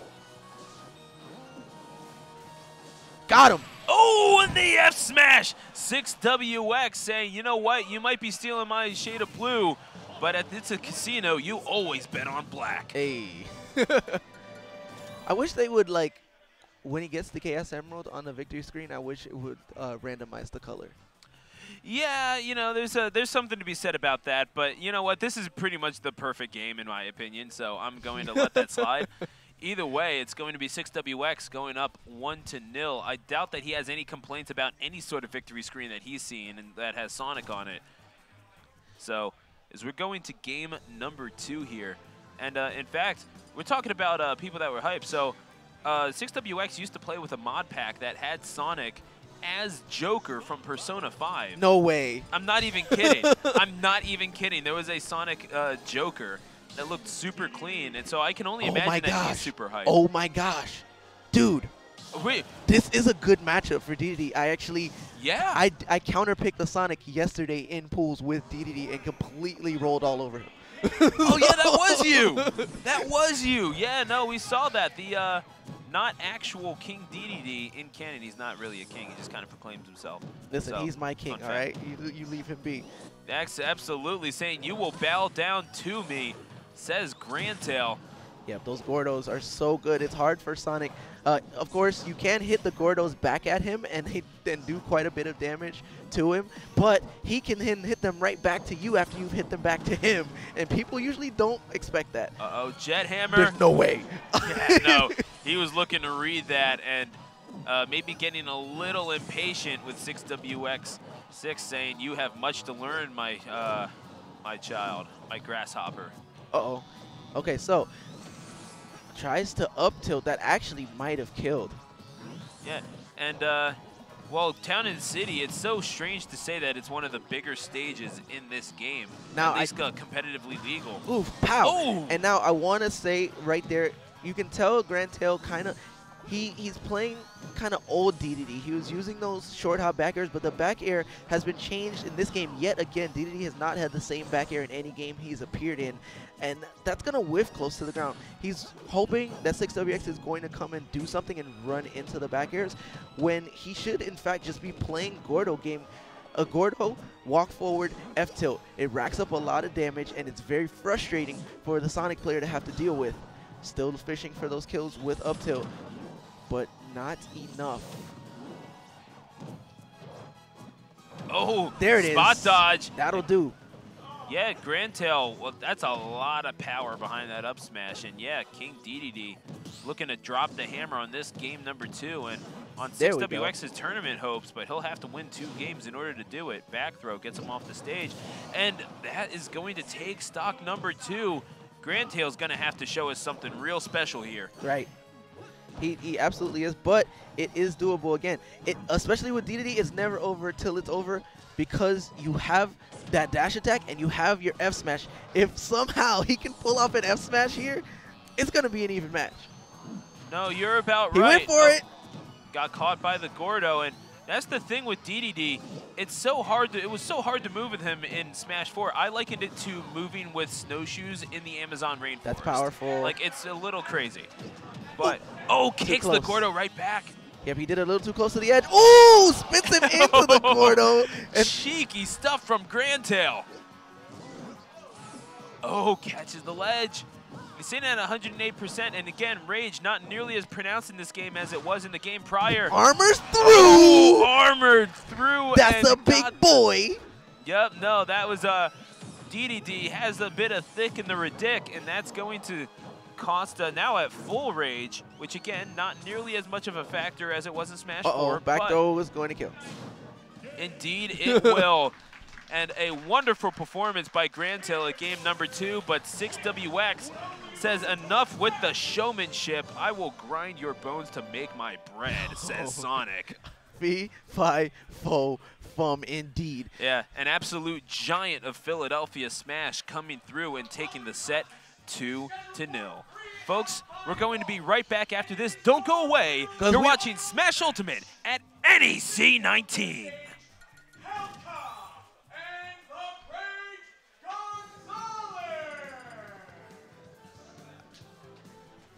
Cut away, damn it! I thought they were cutting away. Yeah, I thought so too. Now it looked dumb. You know, but you know what doesn't look dumb is this blue Red Bull. Shout outs to Red Bull, always sponsoring Big good E's stuff. events. No, it is good stuff. No, we got the can. No cup, but we'll take that. We'll take that. Who needs a cup? Who pours their Red Bull in a cup? What are you, bougie? No, man. I mean, look, they probably just don't have any cups. It's all good. But it's either way going to take you to a special video presentation, which I think we are going to go to right now. So, Zerg, I'll let you throw it away because they apparently don't like me. All right. So here we go. As we said.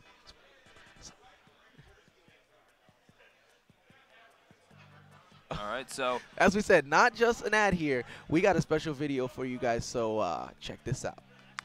What's up, guys? Hitbox Dustin here with a developer update on the Smashbox. The next production run has a ton of upgrades, including a buffed detachable cable, native PC game support. You can switch between multiple button layouts and customize each of them with our designer software. I'll also be coming with a brand new Smash Ultimate profile and button layout. Basically, it's a super controller. I'm loving it so far for Ultimate. You can find out more at hitboxarcade.com. Tweet us, email, or join our Discord. Lots of stuff going on. This is Hitbox Dustin. Hope you're all having fun with Smash Ultimate so far. I know I am.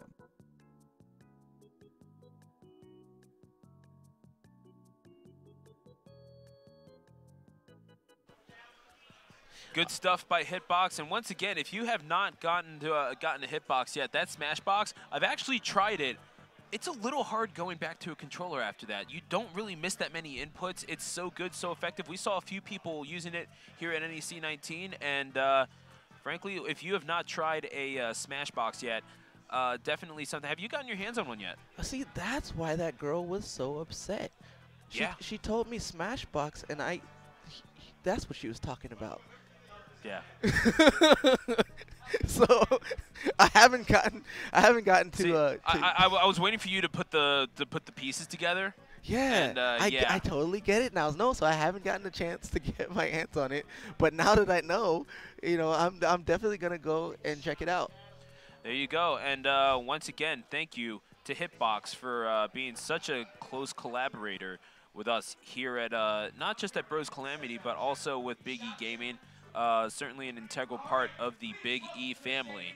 And once again, as we approach Winners Final, this is going to be just a little nuts because we've got one of the best players in the state of New Jersey, and Pelka, who is approaching the stage, hustling up, man. And yeah, you know what? The hustle is real, and so is the respect that Pelka has earned himself. Has not gone into loser's bracket yet, but now he's going to face off against the great Gonzalez, who you have to say might be one of the favorites to find himself in the finals here. Yeah, absolutely. He did upset and take down 6WX, so he's playing really strong with that snake. And let's see if he can pull it off here and make it into grands on the winner's side. If not, he'll still have a chance to fight his way there from the losers. This is true, but again, we do have some sharks lurking in the water of losers bracket, including Earthboundy and 6WX, who's going to be hungry for revenge if Pelka gets sent down there. You're absolutely right, and Earth and 6WX, they're going to be in losers semifinal action, which will be coming up next. But folks, we have a winners final to get through right here, and not even get through it. Wait a second, is 6WX? He was thinking about it, man. But we don't 6WX, I know that he has that Incineroar in his back pocket, Right, I so wanted it will to be see interesting to see. But we didn't have to see it. That's what he had. His hand wasn't forced. No, it was not. Great Gonzalez, of course.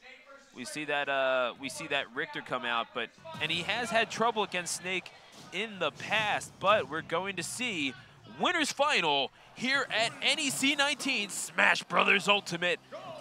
Pelka versus the Great Gonzalez. It's now. Yeah, he was definitely looking great the last time we saw him up here. Let's see if he can keep it up. The projectile war is on. The firefight has begun. And once again, a best-of-5 set here. So you're going to see a pretty definitive winner through all of this. Pretty even to start things off, but the Great Gonzalez showing he's not afraid to approach. The question is, I mean, I feel like this could almost come across as a game of chicken. It's like whoever approaches first could be the loser. So you're going to see a very patient matchup here between these two. Well, again, what we're used to seeing is a player will get a hit on Snake and then just get hit by the exploding grenade just after that happens. So they are trading left and right with everything that they're throwing out here. Both slightly over 100%. Both of them ready to be KO'd. And it looks like the Great Gonzalez is going to go fish for that kill shot first. Gets the back air, and now the edge guard attempt, but the grenade just making him safe, and he didn't see the remote mine. C4 taking the first stock for Pelka. Good stuff from Pelka, and the Great Gonzalez, I mean, he's been known to respond in pretty emphatic fashion, at least throughout this tournament. He does have that Snake at 121%, but the Great Gonzalez right now definitely having trouble negotiating this offensive Snake. What do you think he can do as a Richter to get this back? Are you asking me? Yeah. Because I think that was your answer. Oh yeah, I suppose you're right. Yeah, but now already up to 99%. That's why it's such a struggle to lose first stock to Snake, because again, even if you don't immediately even up the odds, you're gonna take so much damage from these residual projectiles, so much explosion damage, and he's still not able to get a kill shot in. Axe meeting a grenade, and that's apparently an even matchup. Oh my gosh, nothing even about that. Pelka. Another one. See, the remote mine is so much harder to see in this game. It's easy to forget that it's there when you do see it. So he's been able to set him up quite a bit. He went for the jugular vein there, and that's how he's going to lose his first stock. Getting a little greedy, but he had the leeway. Yeah, no, he did have a little bit of room with which to work, but that room could very well be gone, especially against the Great Gonzalez. Again, a number 6 in New Jersey. That's a region that includes PGR players like Shoyo James and this guy you might have heard of, Nairo. This sounds a little bit familiar. Yeah, like you've heard the name, I'm sure. Yeah, maybe once or twice. But like yeah, or from around. You know a guy who's heard of this kid. Yeah, I think he's a friend of a friend. Yeah, it's this guy with glasses. It's weird. But the up tilt is going to take it, and that's what Snake gets, man, for doing yoga. That was some good stuff. And Pelka, the flexibility. Yeah, you know it, man. He got that leg up there, and that is a 2-stock victory for Pelka. Yeah, that was super convincing. dominating. Yeah. I don't know what he can do. He's jumping right back into it. I honestly don't know how he can adjust. His projectiles are either losing out or they're taking the trades. And when Great Gonzalez goes for the kill, he gets it. Yeah, no, he gets tagged for sure. And now once again, Snake playing a very patient game, but again, not afraid to approach either, which very hard to do against the Belmont.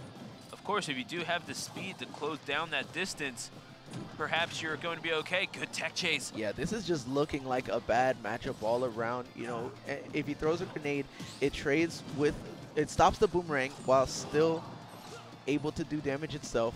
He really can't approach because he's, you know, Richter, and not supposed to approach. So it's like, what do you do when you're a projectile-based character and you lose to projectile war? Richter. I barely know. But either way, that's a bad one. Parries. Oh my gosh, no, he went for it. The parrying game of Pelka is something to be admired, and that's been one of the differences because he has not gotten tagged a whole lot by that boomerang cross. In fact, parrying it, that's one of the main combo startups that that Richter has. Although he does get hit there. Oh, and the C4, Great Gonzalez. Told you it's so hard to see. I didn't see it, and obviously neither did he. And Great Gonzalez has been known to get tilted in the past. You have to think that that was a frustrating one to lose. Yeah, absolutely. And already at 67, he's going to have to make it happen here, but it looks like it's not. Oh, still might. Throws that holy water, sets himself up for the grab, and he's recovering high. That's smart. Yeah, no, Great Gonzalez not reading this recovery properly. Pelka, although Pelka really, he's just being smart about it. Yeah, that sweet spot against Richter is like kind of above and in front of him. He doesn't have a diagonal move to protect that space in front of his body. So recovering high against him, great, and another C4 kill. Yeah, trading stocks there, so a full stock advantage for Pelka. And once again at Pokemon Stadium 2, that's a pretty low ceiling. And not really sure how high a ceiling you really need for C4 and grenades, but regardless of that, he's going to take full advantage of it. Right, it's enough. Yeah, let's just go with that. Oh, and right into the explosives. So, yeah, they might as well use him against him, but right now it doesn't seem like the Great Gonzalez has figured out how to do that at a consistent enough rate. He seems like he's got command of the positioning now. Does let him roll behind, though. Yeah, I mean, he forces the get up quickly, so he has the iframes to go through the holy water. Oh, remember, this is winners finals, so it's gonna take 3. You can tell this is a tournament in Philadelphia when you hear the commentator say holy water. But water. Yeah, sorry about that, folks. Either way, the up air is going to kill, and right now this is a match. Yeah, no, Great Gonzalez, he is in this to win this. He is not showing any fear. I mean, the guy fought Dracula. What do you want? But he looks like he might have figured out, but C4 again, gotta watch out. Completely forgetting about it, and there it is again. Couldn't even see it falling. It's so tiny when he does it in the air.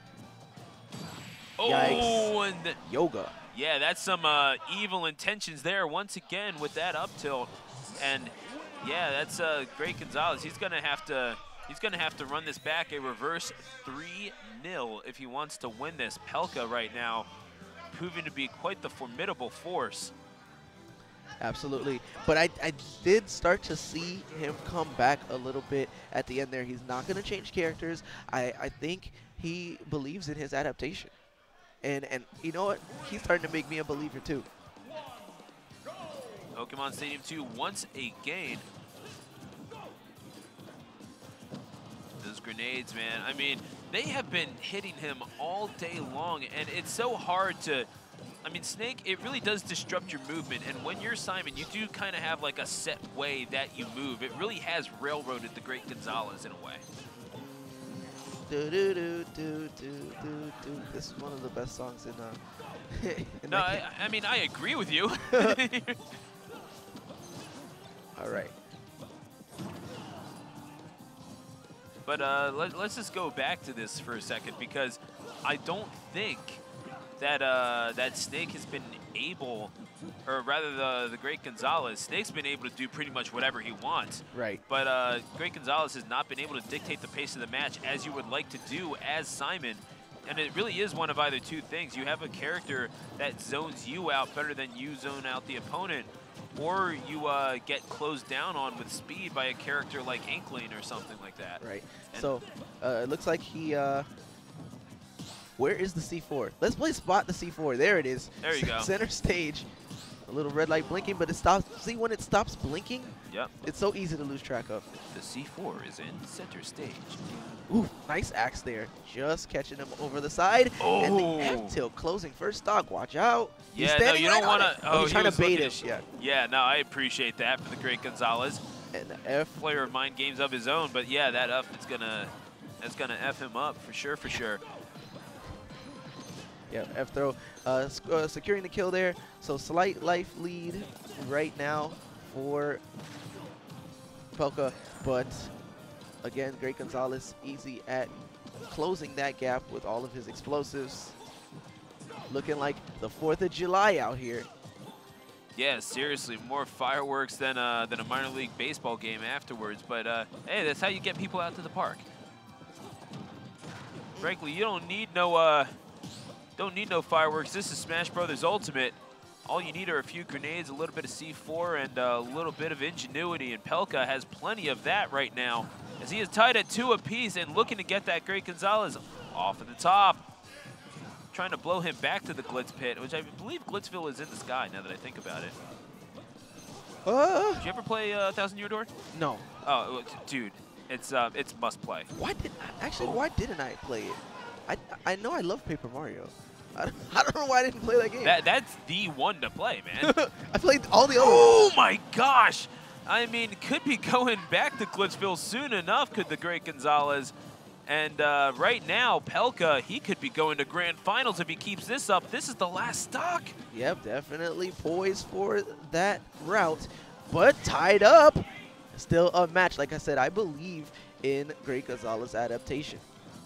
No, he's one of the more adjustable players in the region. One of the more adaptive players. Uh-oh. But that whiff up tilt gonna hurt him. He was in a good position there. Pelka showing that again, he can take the gloves off. He doesn't have to camp out, but he will if he has to.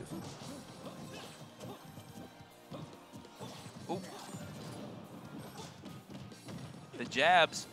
And again, I mean, it's just one way or another, he's been able to find his way inside of the zone. And we've been talking a lot about the projectiles, but he's been able to find his way and kind of crack the code to the Belmonts pretty easily. He's been able to get inside that that zone that he creates. Does Richter? And he's looking for up tilt now relatively too. easily.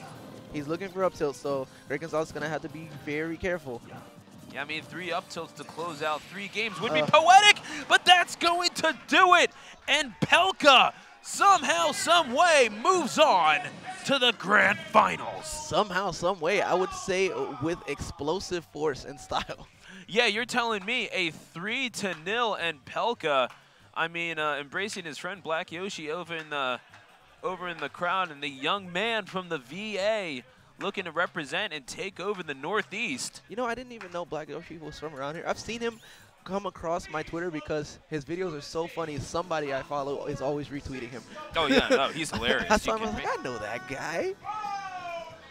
All right, so 6WX. So, yeah, no, 6WX and Earthboundy.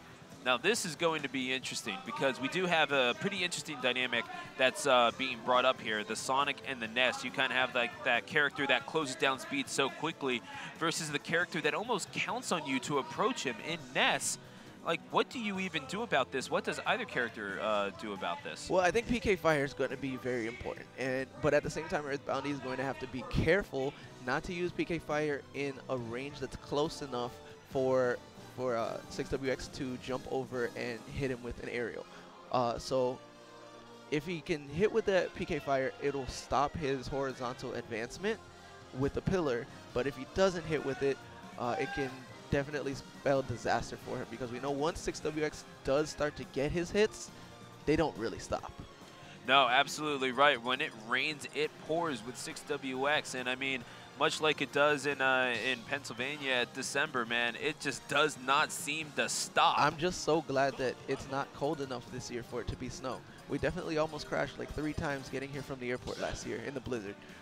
No, dude, it can get slippery out there. Yeah, it was. We saw people spinning out. We saw at least 3 wrecks on the way here. We were driving so slow. It took 2 hours to get here from the airport. Oh, and what better way to melt the ice when with the Incineroar? Let's and go. This is going to be interesting. Says, okay, you know what? Maybe I don't want to approach with you. Maybe I want you to come to me, and out comes WrestleCat indeed. Darkest Lariat. Darkest Lariat indeed. Breaking out the white and red color scheme. 3 Lariats here, really looking like Zangief. Oof. Oh my gosh. Drop kick. Hit him with that army could stand around house. Yeah, the red cyclone. Appreciate that. And the giant swing. Shout outs to Cesaro. Ooh, and splash. Interesting stuff. And now 6WX with a full 3-2 stock lead. Yeah, that was... Sitting at 81% though. This is doable for Earthboundy if he's not careful. Oh! Lariat's so safe. Oh, tried to counter, but the grab coming out instead of an attack. Oof. It's coming back. Gotta keep an eye on it. Now the thing is that Lariat is safe, but I feel like this is one of the things that you can do that, because it's basically a nair on the ground. And what you do with a missed aerial, you punish the landing, and indeed Earthboundy punishing 6WX there with a thunderous blow. But what's going to happen here, I think, is you're going to see 6WX maybe miss on one of these Darkest Lariats. Earthboundy is going to follow up, and all of a sudden, that's where you're going to see the puzzle pieces fit in the brain of Earthboundy. Yeah, we saw that suplex into the body splash again, and what a great pivot grab. Gonna toss him back off the stage and go for the down air kill there. Nothing doing. Get up attack is going to give him some breathing room. He's trying to find his way in. Again, up and over the PK fire. We talked about this, but those F-air strings into the PK Thunder. Oh, the drop kick coming out. Thunderous. Don't contest him in the air. No, not Thunderous. Not Thunderous. Incineroar. A big Stan Hansen-esque lariat from that Incineroar. And another one off the stage. Ropes. That's 63%. That Irish whip, so effective. I believe it's called a Lowland whip in this game, though. But, you know, we take those. Not quite. Oh, not quite enough. And again, that's the vulnerability that Incineroar presents. You really want to get a lot of your kills in neutral, not going off the stage too much. Like, it's not like Sonic. You're not really going where Eagles dare to get these kills. You're doing a lot of it on the stage. Right, lackluster recovery. Oh my gosh, he really tried to contest PK Thunder? That's nuts. I mean, if anyone can do it, it's probably a beefed up Incineroar. Oh, that could have been disaster for Earthboundy. Earthboundy's playing incredibly patient, but that throw, once again, the giant swing. Boom! Oh, and a back air is going to take it. Beautiful stuff from 6WX. And frankly, it looked a lot more convincing than the score would have indicated. Yeah. Just because of really the meat that those hits connected with. Yeah. Those were pretty bulky. Definitely got some weight behind it. It looks like Incineroar, all of his aerials are great. He was getting good mileage in that get off me tool of the Lariat early on. And yeah, 6WX just definitely in control. I think when he took the most damage was when he tried to get greedy. So once he realized that, he realizes that he has superior neutral, and he's winning with that. Well, yeah, he doesn't need to chase the game, and now we're going to get the black and red Incineroar. Yeah, because, yeah, that's what you did wrong last game, 6WX. You had the wrong skin. Yeah, you had red and black. You have to go black and red. There you go, man. I mean, yeah, it's, I mean, edgy WrestleCat, I guess. Really bring out the fact that he's a heel, you know? Clothesline. Oh. This is black and red. That's pretty much every single independent wrestler. But right. I come from the business, what can I say? But not to knock those that do, just saying. And he's really trying it with that PK Thunder. He's making me so nervous. Goodness. F-tilt. Oh my gosh. Yeah, that tilt is going to put away the first stock already. He's only suffered 21 points of damage. Yeah, right?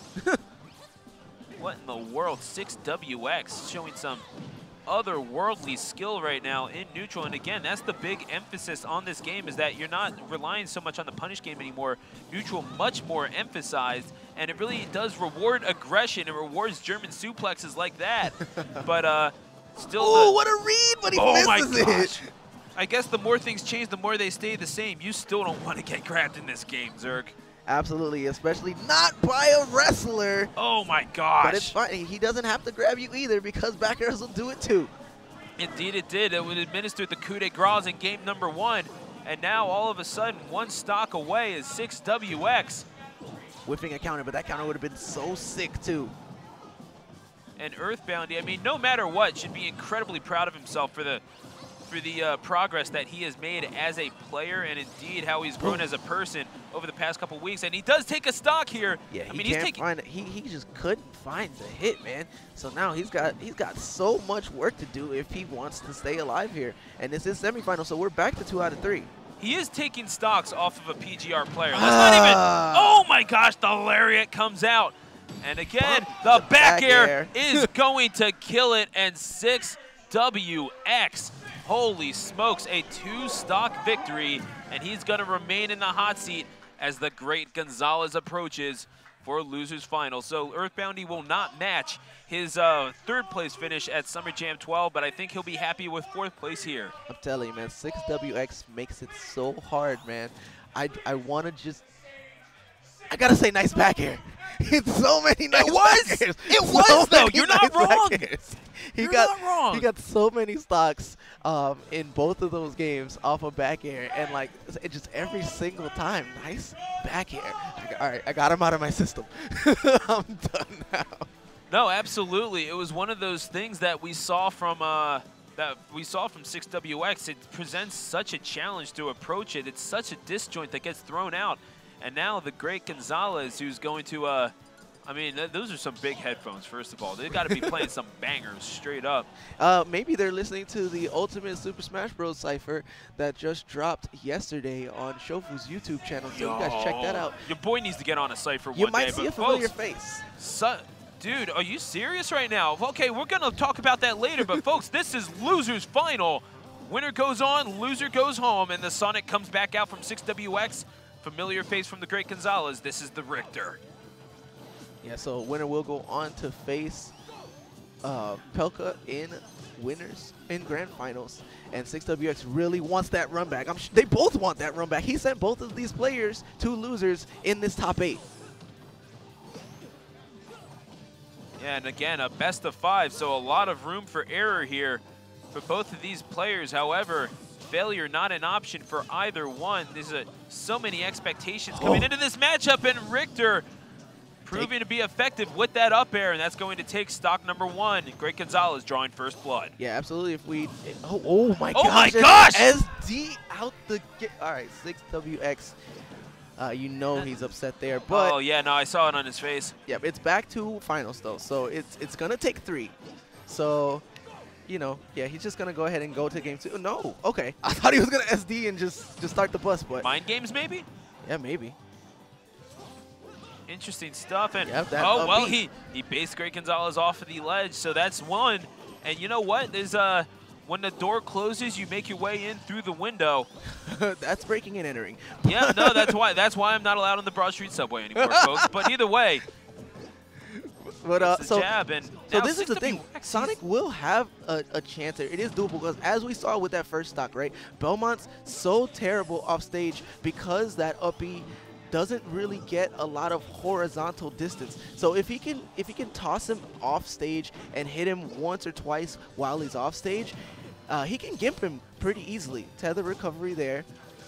No, you're absolutely right. It does not have a whole lot of distance to it, but what it lacks there, it certainly makes up for in offensive capability. You can kill with that thing.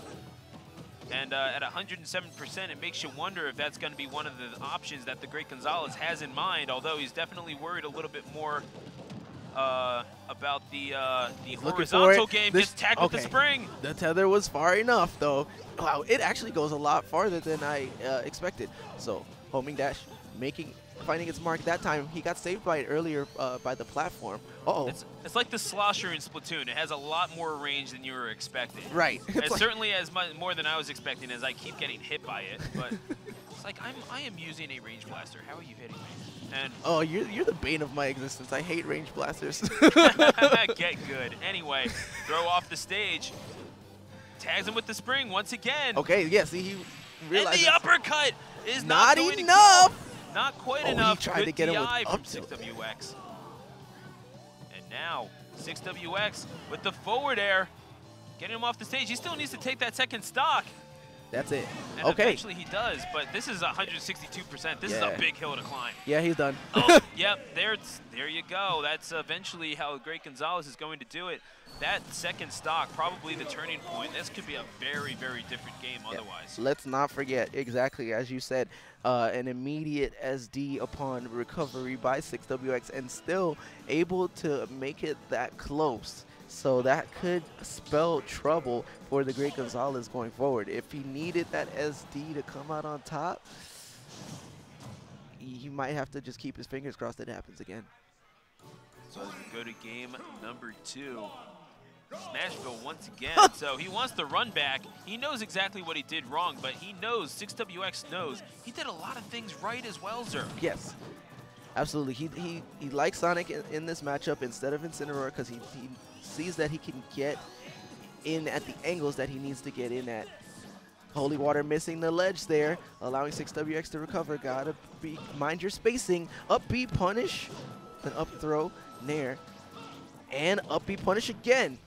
Yeah, and he likes Sonic over Incineroar because, I mean, you saw the Incineroar last matchup because he knows that. Got him! Oh Gift with the spring. Man, gotta tech that, but when you don't expect that, you get wrecked by that. There you go. That was beautiful. Okay, so you're the one on the cipher is what you're saying. So, no, and that's the thing, man. When you're not expecting something like that, that certainly does mess you up. But he definitely likes Sonic over Incineroar because, let's be real, he liked it against NES because you know that NES has to approach. Richter doesn't have to do a darn thing. Oh, another SD for 6WX, but he was ahead this time, so just pretty much evened out. But he's really gotta be careful, man. You came too far to throw it all away. You know, for his sake, we're hoping it's not as consequential. And right there, that spot that he hit with that back air from is the sweet spot against Richter. You would have to think, however, not exactly the way that he wanted to start things off. And with Joan watching in the background, he's kind of wondering what this Hedgehog and Man with a Whip are doing in Smashville. You have to think I mean, the Hedgehog makes sense. The Hedgehog makes sense. Okay, yeah, the It's Animal Crossing. yeah, no, the Able sisters for sure. Got it so fast, but just get regular get up right into the holy water flames. No, after that pun, I'd probably want to lose my stock too. But either way. All right, down tilt, and here comes the Gimp attempt, but he waits this time for the spring. Learning. There you go, and that's Great Gonzalez again, one of the more adaptive players on the East Coast. I mean, he's been known to take stocks off of the best of the best, and again with the spring. It's so easy once you get him off stage. A lot of characters have the potential there to just gimp him out. That's a huge downfall of both Belmonts. There you go, and look how long it goes for in this game. I love it. Watching in the crowd, of course, is the one of the proprietors of the laboratory, Jay Moosh. He knows all about the strengths and weaknesses of the Belmonts, and oh man, misses on the ledge. He reels back in his seat. He's like, not again. He has SD'd enough times for an entire match thus far. That was his third SD in 2 games. No, he knows, and 6WX none too happy about that. And one of the favorites going into this tournament all of a sudden finds himself in a 2-0 situation. And Great Gonzalez. I mean, can he reverse 3? Oh yes. Will he stop SDing? The world may never know. That's the question. Really, that has not been too much of a problem until just now. Yeah, we haven't seen him SD really at all until here, and he's no stranger to this stage, so it can't be nerves. Not sure. No. Maybe he's cold. He didn't do a 2-minute hand warmer like Melee, so. You might be thinking about that, or at least he might. But I know you are. But waiting in the finals is a up-and-comer in Pelka who's been playing some incredible Smash thus far. Can't really afford to have those kinds of mistakes, especially up against a snake like Pelka. And don't forget, we saw both of these gentlemen go up against Pelka in one form or another. So it's going to be interesting to see the dynamic that these two bring to the table once again. But he's thinking about the stage strikes right now, 6WX. If you're Great Gonzalez, what are you thinking right now? You're up 2-0 on a guy who's doing incredibly. Yeah, yeah, exactly. The thing is, I would feel so comfortable if I'm the Great Gonzalez, right? Because, yeah, like you said, he basically gave me 2 games, but it's almost like disrespectful, right? If you still lose, it's like all I had to do was win it one time, honestly, and I couldn't do that. So maybe. And now, so yeah, we know 6WX knows his B&B is spin dash into neutral B until high %, and then depending on the DI, he can connect with back air or F air depending on which way he's facing. So that's why he's able to rack up that damage, as we saw it right there. the Great Gonzalez, I mean, ever the perfectionist, certainly wants perfection against 6WX, and a 3-0 victory against the man himself. I mean, that would be something, but again, Pelka with that snake waiting in the wings. They're lying in the grass. 6WX, though, has a message for the Great Gonzalez. Yeah, looking much more like himself now with those reads. And don't forget, Pelka has beaten both of these gentlemen. Oh, my gosh. All right, the punish wasn't as strong as he wanted it to be, but it still worked. So 6WX needs this game or else he goes home. Right now, not looking too bad. What do you see in the thing is, he wasn't looking too bad in game 2 either, but is there any difference that you're seeing from the difference, the way that the Great Gonzalez is playing? What an air dodge. Oh my gosh. No, Great Gonzalez he's doing what Richter does. It's just that he's getting outsped and outread by 6WX. Yeah, no, I mean, it's easy to get outsped by the fastest thing on 2 legs, to be completely fair. And don't forget, the person waiting in grand finals has beaten both of these gentlemen. The score of 2-1 over 6WX and 3-0 over the Great Gonzalez. And Great Gonzalez with the taunt afterwards, saying, all right, you know what? The fight is on. Let's go. Holding that axe right quick, but 122%. He's primed and ready to lose this next stock here. Trying to get as much damage as he can before it happens, though. Back throw, not enough, because Sonic is too healthy. Pow! Oh, but forward that'll smash do. does it. Yeah, no, 6WX saying, all right, you know what? I'm tired of all this fancy stuff. How about I just punch you in the face? Catch these hands, says 6WX. All right, and he Neutral gets air. it there, evens it up. Last stock, potentially last game for the Great Gonzalez. So, okay, could this have been the gimp that he needed? I think it was. And 6WX, full control of his character, only taking 1.2.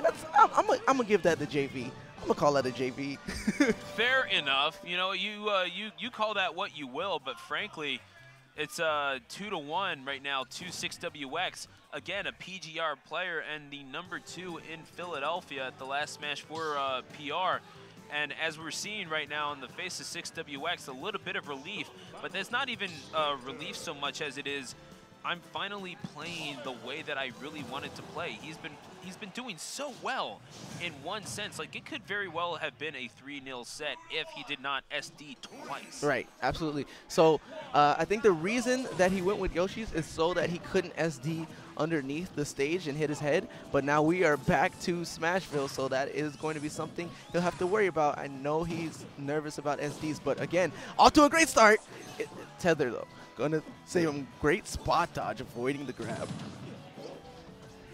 Yeah, the fact is, Sonic gets over there before the startup animations for his projectiles even go off.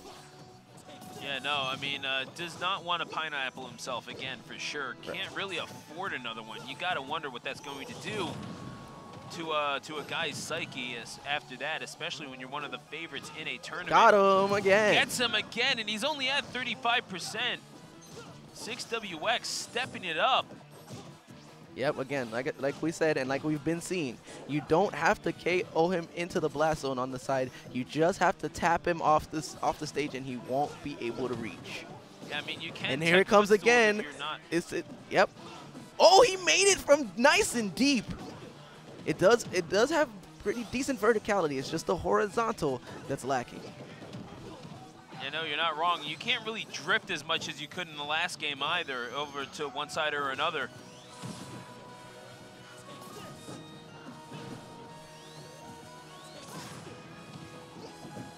now, the grab, back throw. Zerk, I gotta say, man, he knows his win condition now, and he did get that early stock. I think that he can hang with him. He went for it.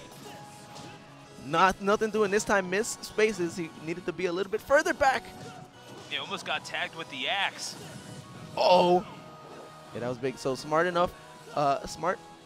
Ooh. Air dodge. Great directional air dodge into the ledge. Yeah. And it's all good. No, hey, your tongue gets over your teeth and you can't see what you're saying. It's all good, man. But wouldn't that mean my tongue got over my eyes? Good parry by the great Gonzalez. We're just gonna leave that hanging there, folks. All right, great homing here, just building up so much percent. Like again, he's either, no matter what, 6WX is sitting pretty, and that should kill. No. Back throw. He's trying. There it is. Ooh, down tilt. And there you go. 6WX looking like a whole new hedgehog. Still with 3 of his stocks and sitting at 143. He does have room for error here. He's just trying to tack on the extra credit. Can't do so if he's in disadvantage. But he Extra doesn't credit stay there for successful.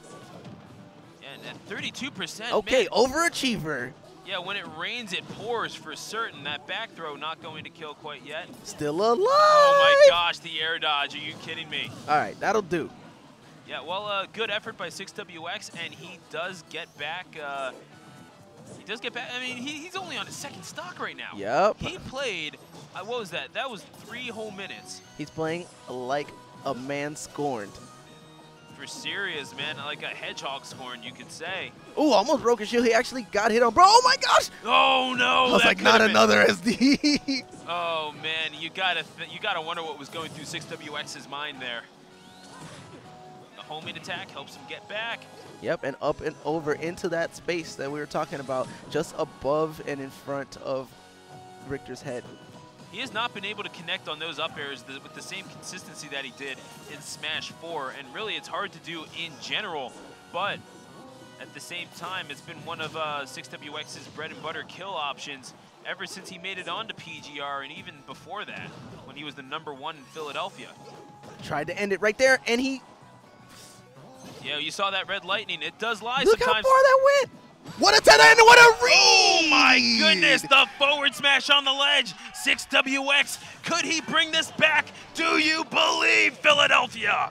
I absolutely believe, and I think he's absolutely feeling himself right now, running over to the ledge with the pivot F smash. He's like, download complete. Let's run it.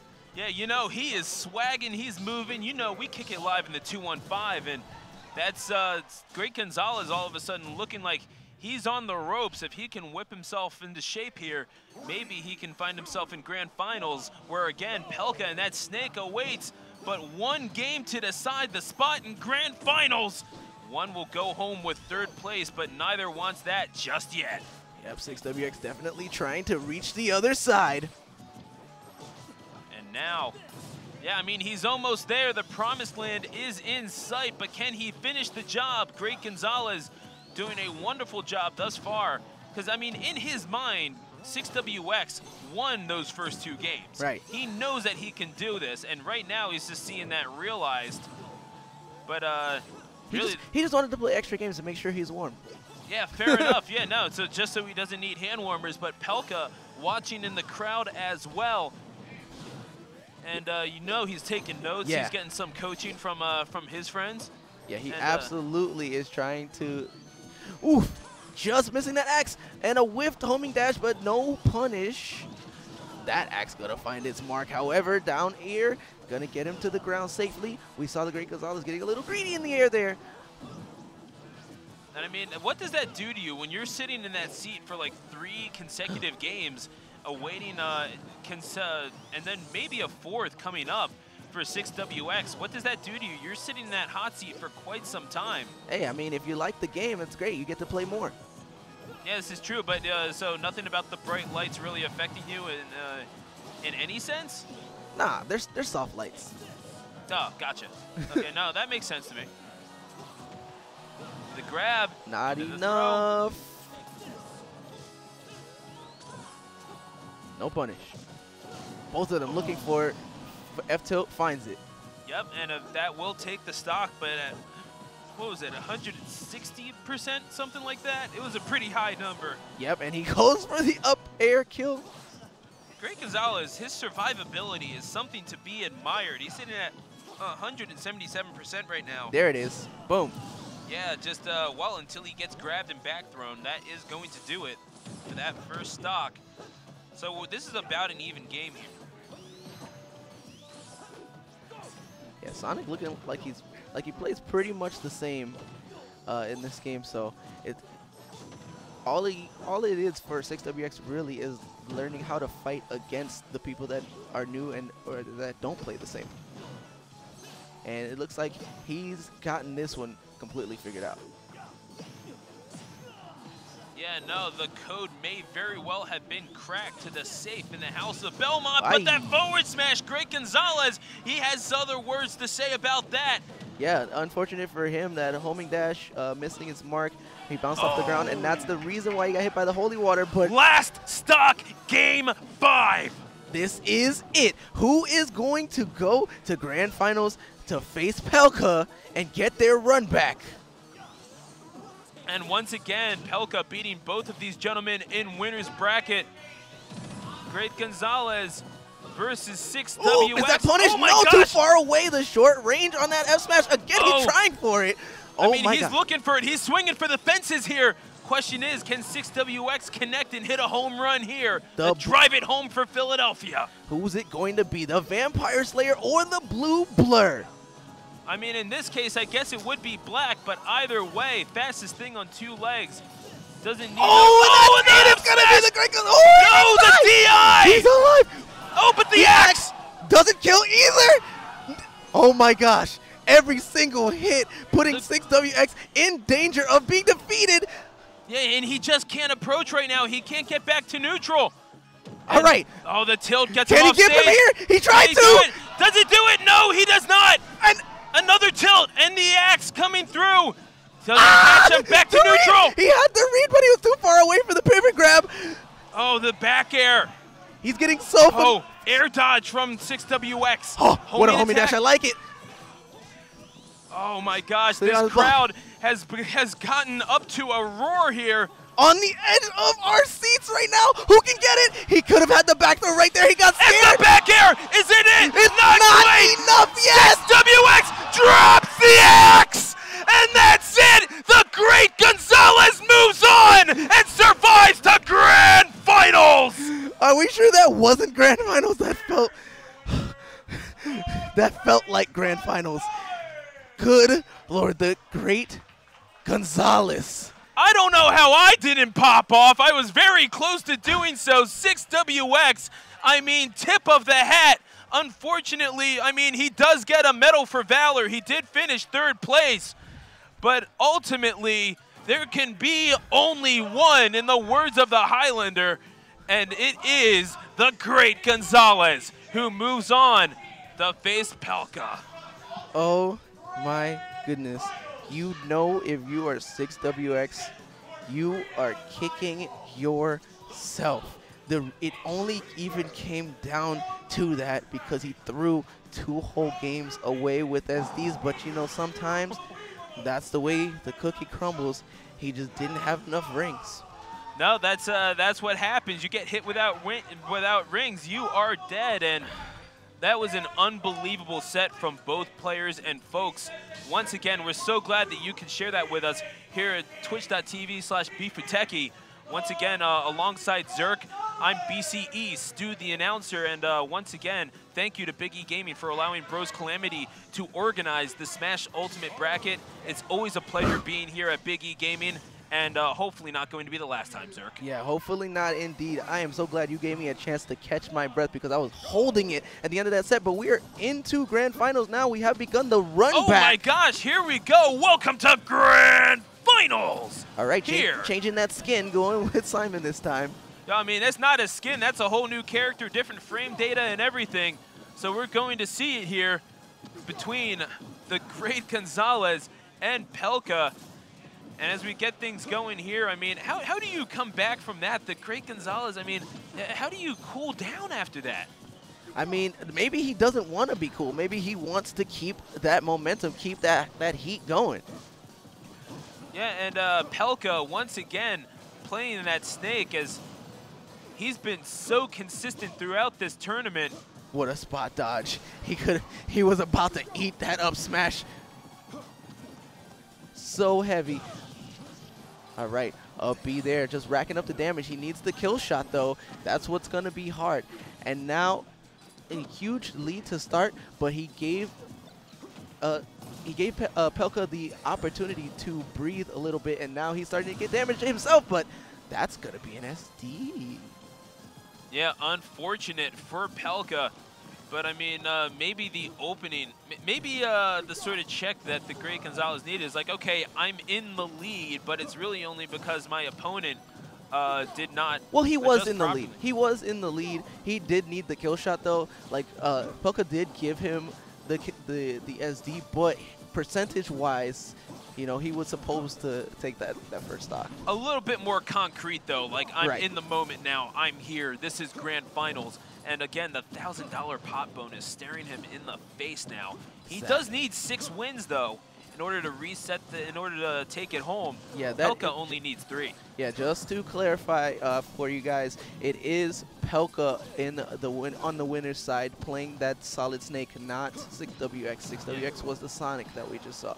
Yeah, no, that's an unfortunate couple of SDs, and eventually Pelka will take that first stock, and we'll get that fixed in production as soon as possible. But frankly, I don't blame the production guy for wanting to see more of 6WX and the great Gonzalez. We're kind of willing it into existence. Unfortunately, not going to be the case. Rules are rules. But as we get things going here, it's the forward tilt, and now Pelka, I mean, just maintain the name of the game, once again, going to be stage control. Whoever keeps their opponent in disadvantage for the longest, you would have to think is going to be the winner, unless, of course, you have a different opinion about it. I think the name of the game right now for the great Gonzalez is going to be walk, don't run. It looks like when he gets into F-tilt range, he can hit those grenades safely and be completely out of danger of them. So that's the biggest problem that he's having, is getting hit by grenades. Whether he hits Pelka or not, he gets hit by a grenade. So if he can just keep F-tilting those grenades and eliminating that as an option for Pelka, he'll be in a good position. Ooh. Yeah, couldn't really do anything there. Well, he actually could have directionaled away and grabbed the ledge, but. You know, he's having bad memories of the directional air dodges after that 6WX match, let me tell you. Right now, the great Gonzalez looking to bring this home. You're in Pokemon Stadium, too. It's off to a good start. Where's the C4? Okay, I see it. It's on the white part of the Pokeball. See, you got. Okay, he just blew it, so he's going to put another one. Axe just whiffing. That would have been the kill at this percent. Yeah, recovering high again. Very smart. Here comes the missile. Okay, side B. Oh, there you go. That neutral air going to take that stock at 198%. It was bound to happen eventually. Let's be real. Absolutely. Especially on a relatively small stage like Pokemon Stadium. Although the blast zones definitely, at least in terms of blast zones, let's just say that.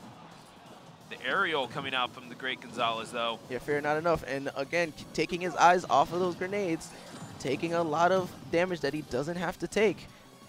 So I do like the thought process from the great Gonzalez switching from Richter to Simon. Simon with a little bit more power behind it does lack the speed, but then again, what speed when you keep running into these missiles as he does take that second stock? Yeah, you can see that it's just a little bit closer now, and it's hard not to be closer considering that Pelka just took him down 3-0 in Winners Final.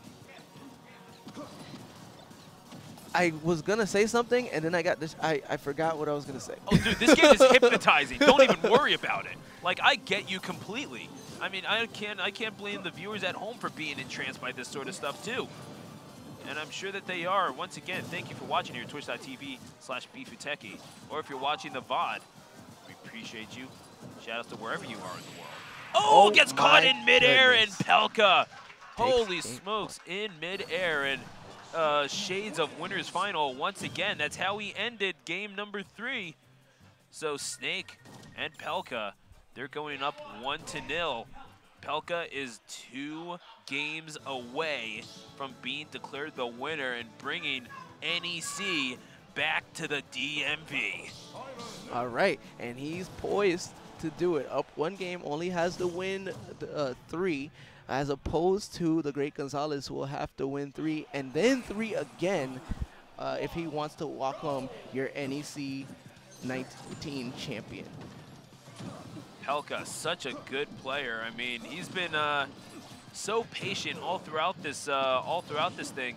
Has been not afraid to, been unafraid of closing down that distance. Been unafraid of really anything, but definitely enough to respect his opponent. You know, that was the hardest of reasons that up smash. I don't know what the heck he thought. I mean, he wants something. I don't know if that's him running out of ideas or what, but maybe. You gotta think though. It's at some point, Holy Water reflecting that grenade. That's an interesting interaction. Honestly, I think that Simon definitely has better projectiles. I think if he just keeps Holy Watering, he can block a lot of those grenades and not even have to deal with them. What he needs to do is make get Pelka to stop being so grenade happy, and he's failed to do that so far. Swinging right back with the up tilt, tying up the score. Make Pelka approach and then grab. I can only imagine is going to be one of the keys to success. Grab and then throw, obviously. Okay, picks it up, but throw. the timer. Wow, the low profile from the recovery animation makes the F tilt whiff. Yeah, just keep the Holy Water out. The grenades can't get you. The missile off the stage, not going to connect there, but that C4 will. Yeah, no, I mean, that was just grenade. It was right there behind him, and yes. He's doing moves despite the grenade being there, like it's not gonna blow up in a second. Yeah, no, just not giving nearly enough respect to it. And, oh, and there you go. Once again, yoga pays off, my people.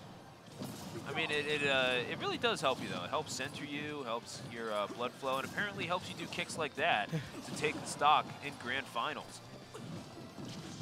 Right now, Pelka is in such a good position. Oh, man. And doesn't even get that grab that he could have gotten.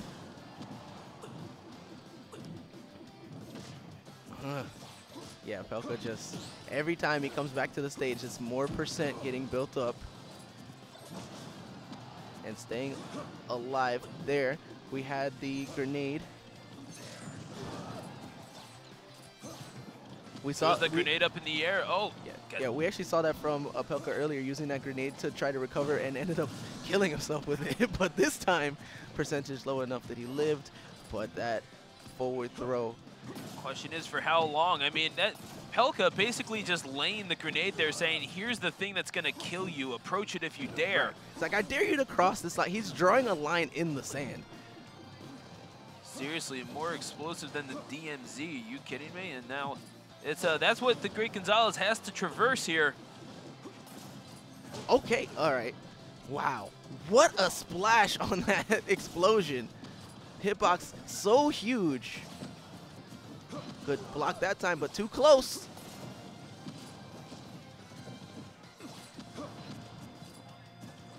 Wow, just a lot of things getting canceled out midway between these two, becoming a battle of projectiles. I like these air dodges from Pelka, however, can't do it forever. He's going to survive that. See, the axes aren't even a threat to him, but this forward throw might be. Here comes. He's going to give it some time, and yeah, that forward air is going to do some work for there the Great Gonzalez in the up air. The Great Gonzalez gets the monkey off of his back, and he takes that to 1 apiece. All right, so this is definitely possible. He started seeing again once less grenades started coming out is when the Great Gonzalez started to take command. Yeah, no, he was kind of waiting for that to happen, but the thing is, can you really count on that? That's the whole question. Well, no, you don't count. You make it happen. I'm not saying that he's counting on Pelka not doing it. He's got to use, again, his projectiles, even though they'll trade with grenades, that keeps the grenade from hitting you. what he was focused on before is like, okay, well, my boomerang's hitting this grenade, so I'm going to stop doing the boomerang because it's not hitting him. But guess what? When the boomerang hits the grenade and you're far enough away, you don't get hit with grenade. Yeah. So keep doing it till he stops. You're not wrong. And then I suppose that's what happens. You slow down, you choke out that traffic enough, you're eventually going to get what you want. And now that's, of course, Great Gonzalez, the man from New Jersey, all too familiar with traffic. He's tired of that. So he and I heard Pelka was actually stuck in traffic on the way here today. So. Yeah, that's what I heard too. So he's lucky he didn't even get DQ'd. See, that's why you get a hotel room, man. Yep, exactly. You're at the Valley Forge Casino and Resort, King of Prussia.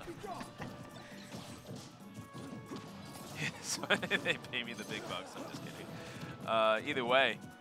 Uh-oh, facing the wrong way there. Jabs coming out.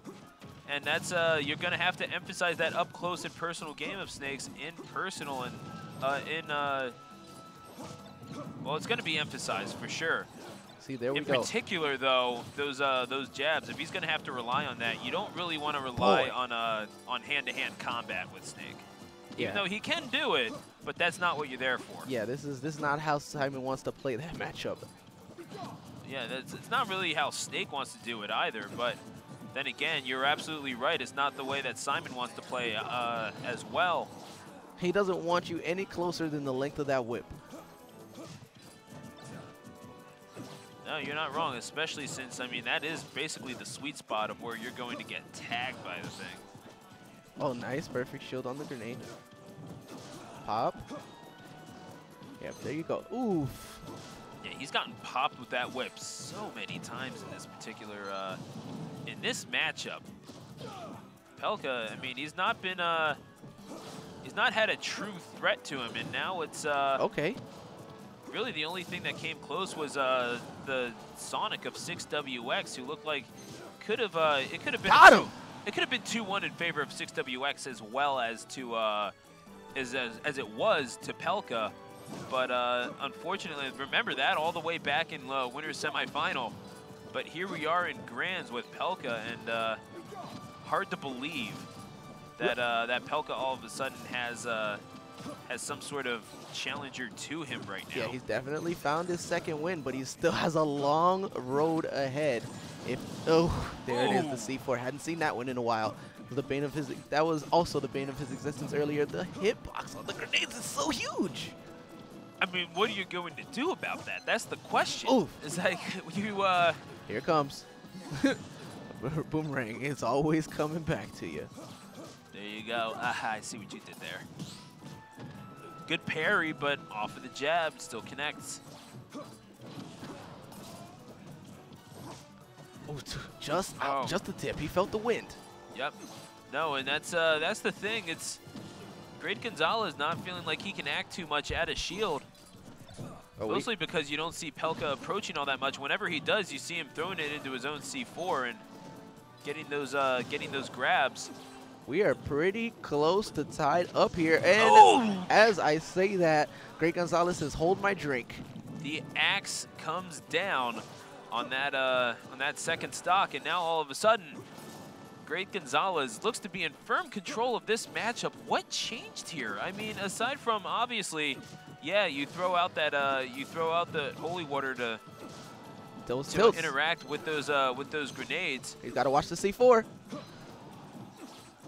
Yeah, and it looks like it's activated now. What a whiff. And no punish. Great lucky break for Great Gonzalez. But it doesn't matter. He doesn't need luck with the lead that he's sitting on here. Look at him just waiting. He realizes he doesn't have to do anything right now. It is up to Pelka to come and win this game. It's his. He's got to take it. Sweet. Oh, and Great Gonzalez almost takes it, but a little bit of assistance from the platforms, it looked like. Other than that, just beautiful DI from Pelka. So again, solid technical player, man. He's not just winning this off of gimmicks alone. Aerials and tilts right now are his friends. He stopped going for smash attacks and super laggy moves. Oof. But his old pals, the Grenades, are back at it again. He gave him some breathing room, up tilt. Gonna trade. That could have been the end. Pelka stayed alive, and now he's gonna need a Gimp, but I don't know how you're gonna Gimp him his Snake. Ooh. F throw, not quite, but if he does it from this range, it'll do it, but he's not gonna need to because the axe to the dome. That's the second time we've seen that axe from that point of the stage. And remember, that Game 5 against 6WX, that was the coup de grace that was administered to 6WX, to the PGR man from Philadelphia. And now, all of a sudden, the great Gonzalez finds himself up 2-1, one game away from a bracket reset. Remember, I mean, Gonzalez, holy smokes, he looks to be truly in form right now. And Pelka, how do you respond if you're Pelka? Well, I think he started using C4 a lot less than we saw him use it in previous games. So if we can pick that up, remember it's kind of hard to see. Number two, so the grenade game did get shut down. Then what happened though is he had been recovering high, but then Great Gonzalez started chasing him with aerials rather than trying to set him up with smash attacks on the ground. So that's why he recovered low on that last stock and the axe was able to hit him. He's going to have to change up his recoveries so that the Great Gonzalez can't just place things in a hard read. And now Pokemon Stadium 2 is going to be the destination for game number 4 in this grand final set. Great parry. Yeah, excellent. Another parry. I mean, he's been getting that boomerang cross timing down really ever since Winner's Final. Yeah.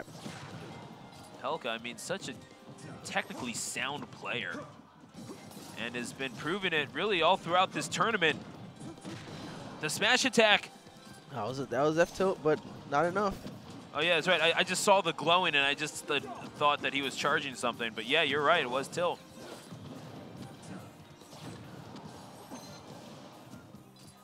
Oh, all right. Stops the missile a little late, so it completely whips over his head. It's so strange. Whenever I see something glow yellow, it's like, okay, charging for smash attack. That's cool. Not even in the game, just in real life. It's like, okay, charging a smash attack. See, like, he's jumping around up here. He's doing all this stuff, but he could be dropping grenades, pulling grenades, dropping them, pulling C4, dropping it. He just did with the C4. Oh, my gosh. They are both primed and ready to lose this first stock. Who's it going to go to? Great Gonzalez. Great Gonzalez has been playing like a man possessed right now. And, I mean, luckily it wasn't Richter. We know that he got possessed at some point. Yeah, but good thing he's got plenty of holy water to cleanse those demons. There you go. And unfortunately, our old friend. Yeah, no, that's a baptism by fire, more or less, with that grenade. And Pelka will even it up at one stock apiece, and about even in terms of damage as well. Cross and the whip. I mean, bread and butter stuff from Simon Belmont. Oh, good parry. Allows him to get away, and Great Gonzalez not chasing that down. Pelka playing extremely well right now. Just to, and this has become, yeah, this has become a game of chicken, more or less. Yeah. Like, yeah, I dare you to try to approach me. They're both just trading these projectiles, content to take the percents and take the trades, and then it turns into that game of chicken because they're both getting to high percents at about the same time, and then it's just fishing for that final hit. Yeah, not getting much of anything in terms of truly effective. Oh, well, just as I say that, I mean, he's piling up the percentage points, don't get me wrong. But he's been getting those kills pretty late, although I will say the key to the Great Gonzalez's success is that Pelka, now we saw that Snake living to pretty high percentages later on, and he's especially good in doubles for that reason. That Snake, I mean, it can live to 180, 200% damage! Again! Yeah, no, there you go. Don't make him axe a second time, and that's exactly what Pelka does. He pays for it with his second stock. But again, that Snake, man, he's lucky that he, I wouldn't say lucky, but he's definitely done well to make sure that that Snake doesn't live to too high a percentage, and that has been the key to these last two games, I believe. I think you are absolutely correct. And again, he started to chase him into the sky too when he tries to up B and recover high there. But this time, coming down, swinging. So able to win in the up tilt. There you go, another up tilt, another stock, and doing incredibly well. See, the problem is he can't be directly above him because that up air is great, but then when he lands, up tilt is just wide enough, and F air is just far enough. So it's really hard for him to decide. Here's what what I was talking about with the grenades. He had to just give up on that strategy because he was trading with it, and that's exactly what Great Gonzalez wants. Is he wants Pelka to give up on grenades. Yeah, but then again, why would Pelka do it? He knows what works. Well, he has to do it now because he's behind. He's losing. So I could see if he was ahead in stock, which he could be soon here. I mean, are we gonna see? The thing is, if Pelka wins here, it could be by a timeout. Who knows? Yeah, that's what I'm saying. But he's gonna have to take the life lead first. What a spot dodge! No, you're certainly not wrong about that. Game of chicken. He was scared. He was making sure to see which side he was on before he whiffed something by accident. Past the 5-minute mark of this particular match. Boom. Yep, boom goes the dynamite, or the C4 in this case. The forward smash is going to take it. Great Gonzalez with the reset. It's a whole new ball game. It's a whole new ball game now, Zerk. Both players now in the loser's bracket, and I think he just won those 3 straight. Pelka won the first one. He did. So he might have the download now. He's getting this run back. This is what he has fought for. They saw each other in the winners of this top 8. Pelka coming out on top. But now, the Great Gonzalez poised to strike. This could be his tournament. Either way, though, like you said, $1,000 pop bonus. So both of them are going home with a good amount of change in their pockets. In Smash-Adelphia Ultimate, the Great Gonzalez went home with 2nd place in all 3 brackets. That was squad strike, that was doubles, that was singles. But can he shake that off of his back here and come home with a 1st place finish? This will decide it. Whole new game now, whole new set, 5 games to determine the champion of NEC 19. All right, and again, we're off to pretty much the same of what we've been seeing. Trading projectiles early, staying at around the same percent, exact same percent right now, and once somebody is ready, they're gonna start fishing. Yeah. No. Oh! Oh wow! That could have been early. Not seeing the C4 again. He's gotta stay focused. Yeah, Pelka is not going to give up on those grenades anytime soon. He knows what works, and he knows his win condition is to just keep tagging him with as many explosives as humanly possible. Not going to make for the fastest game in the world, but frankly, it's effective and it's going to work. Boom, boom. And indeed, it's going to work there. That tilt's not going to kill. That C4 will off the top. And first blood in the grand final set number 2, drawn by Pelka. Yeah, he's remembering.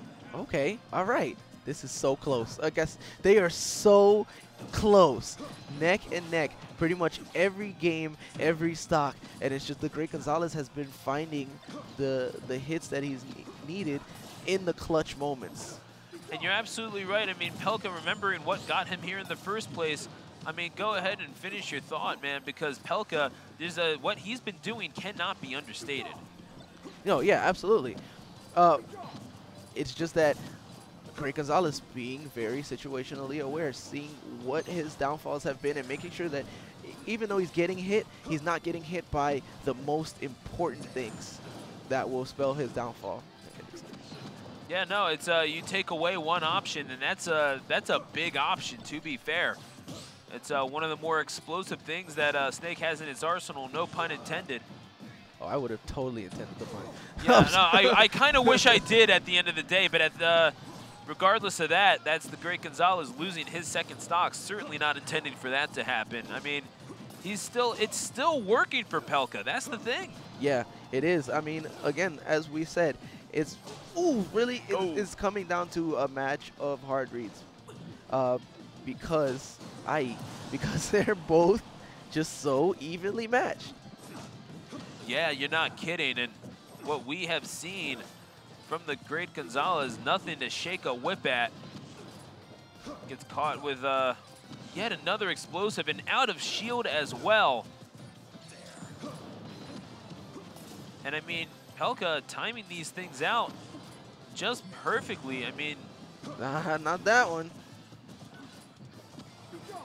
I mean, he's doing well enough. Let's be real. He's down to his down to the last stock.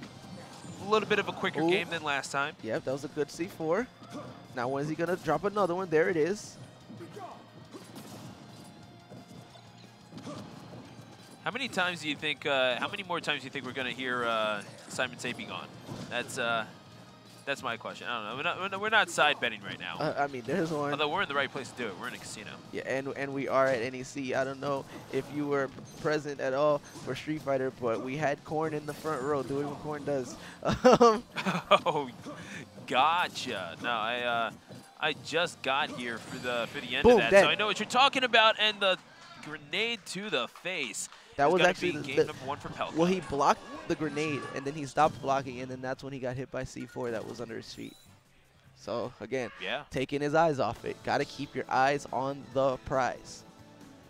Indeed you do. And now, Great Gonzalez took his eye off of it for just a second, and yeah, got to stay focused, got to stay determined, and yeah, will it be Pelka keeping his eye on the prize and indeed taking home the prize back to the VA? Well, I mean, we did see in the last set we did see Pelka take first game as well. So I mean, this could still go either way. This is anybody's tournament. What a tech chase!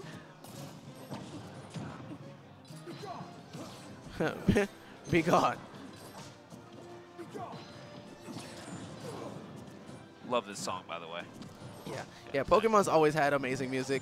Shout outs to Ruby and Sapphire.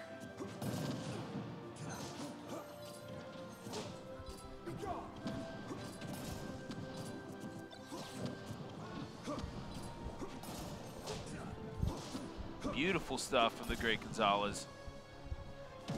Keeping him off stage, but doesn't stay there for too long, does Pelka, and that's been the thing. I mean, whoever's been staying in disadvantage for the longest has been the one that's lost these matches. Yeah, no, it stays hidden, man. Pelka staying anointed. Shout out to Death Grips. But, oof. Oh, and the axe beautifully done off the top. Goes Pelka, the great Gonzalez, going over the top for that one. And yeah, dropping the axe on the first stock of Pelka's. All right, so in good position again, back to recovering high, but that's allowing him to get hit by these up airs and trying to find his way with the axe again. Holy water off the stage. Where are you going? Don't come close to me. Just whiffing that hitbox so tiny. Yeah, no, not able to punish that, and into free fall went Pelka. Great Gonzalez. He still reaches. Yeah. My heart. Pelka trying to play keep away, doing not too great a job of it. He's stayed in disadvantage for the past 20 seconds or so. And the great Gonzalez, what else can he do but respond with a couple of axes and a few holy waters? And there you go. That's going to be stock number 2. Great Gonzalez, I mean, he ain't giving up, man. He's a fighter, for real, for real. He's a feisty one. And what we saw from him last set, again, that first game getting taken by Pelka, but then the 3 straight wins from the great Gonzalez. So what do you think, Zerk? Second verse, same as the first? I can't. It's still too early to say. I don't want to predict it. I just want to see how it plays out. Because again, like we could, for all we know, we could see a 6WX situation. We could see SDs. You know, anything can happen at this point. I suppose you're right. The holy water coming out from the great Gonzalez. And oh, but the C4 up and out goes the great Gonzalez. Pelka, he's got him down to his last stock as well. Yeah, but look how much percent. This is going to be so hard for Pelka to take this, but not impossible. Great Gonzalez maintaining that stage control. Got him. And Catches him with the whip. It looks like it could be tied up very soon if the Great Gonzalez has any say about it. But Pelka, of course, what else can he do but respond? Well, I mean, he can't unless he gets back onto the stage, Zerg. Exactly. He's trying to land. Okay. Finally does land and doesn't get hit by F2. But now he's got to set something up and not going to get the jewel. Oh, not going to get the job done indeed, but there you go. That's going to do it. Second time's a charm for the Great Gonzalez, and Game 2's been a charm for him as well. 2 Game 2s and 2 victories for the jersey number 6. And could he be bringing that title back to the Garden State just over the bridge? I don't think you can pay the toll with an NEC 19 championship, but you certainly can with that $1,000 pot bonus. Like, I got this medal, man. Just take the medal. You can melt it down. It's got to be worth some coins, right? Actually, you don't pay the toll going into Jersey. Because you pay the toll to get out of Jersey. There's something to be said about Jersey about that. Right. Yeah, it's trying to keep you here. Yeah, no, there's a, hey, the market is for leaving. So either way, that's rough. Shout outs to Jersey, though. You're a good place. Simon versus Snake, once again, game number 3. Are you shocked? I'm certainly not. And Pokemon Stadium 2, you know what? Might as well get that run back. Get whatever you can, quite frankly. One of these two wants to put themselves on the track towards taking home that tournament championship plaque that we've been staring at for a few hours now. Yeah, but it is sitting right next to us, and it is looking beautiful with this new NEC logo designed this year. Yeah, okay. Toxic damage indeed, and we've been seeing a lot of explosive damage from these two. It's been an absolute fireworks show coming out from these two. More pyrotechnics than a KISS concert. Now. Ooh, shield getting kind of small there. All right, it should be back to normal now, but he's not even gonna need it, so.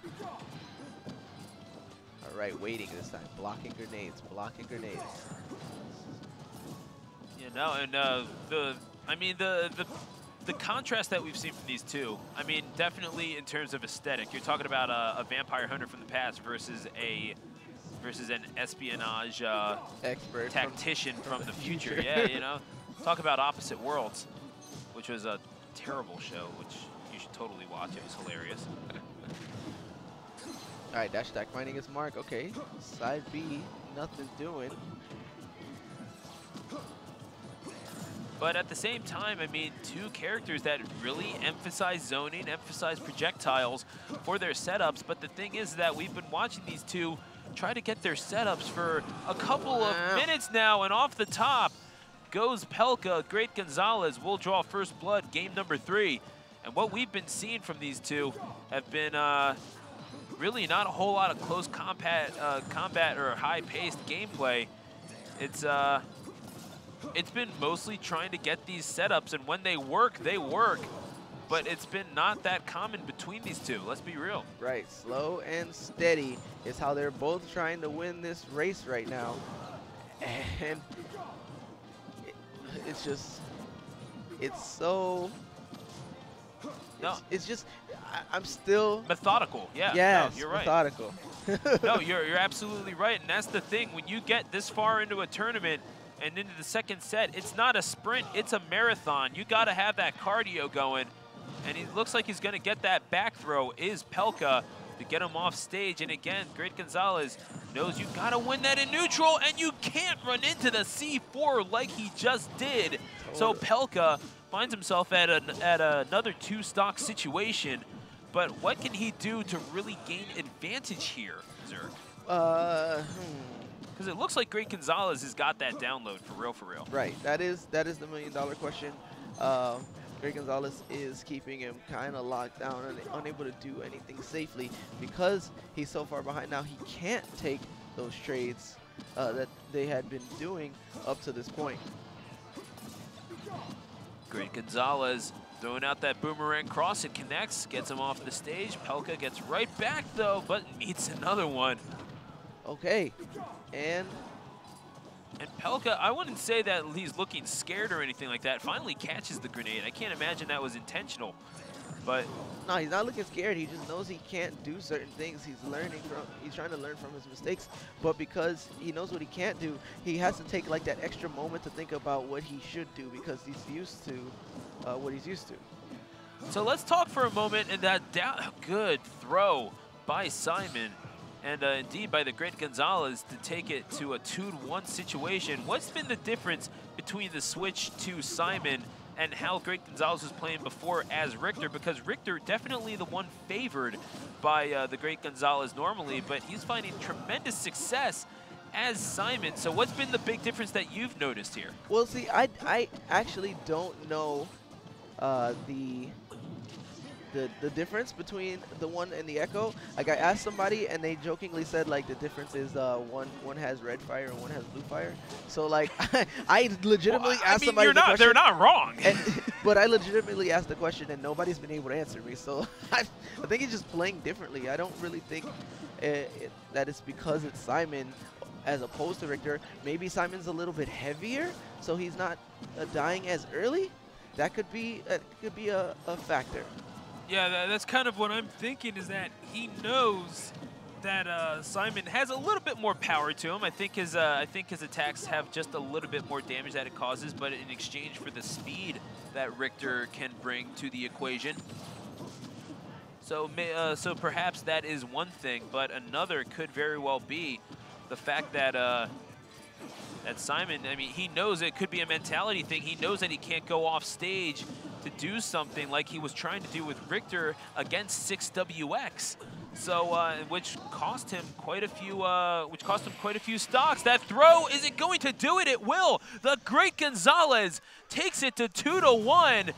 And man, the grappler from the Garden State is going to go one game away, bringing this back from loser's bracket. We just saw our first top 8 of the day in Street Fighter, and we had the person, Ludovic, come from the loser's bracket, get his reset, and become the champion.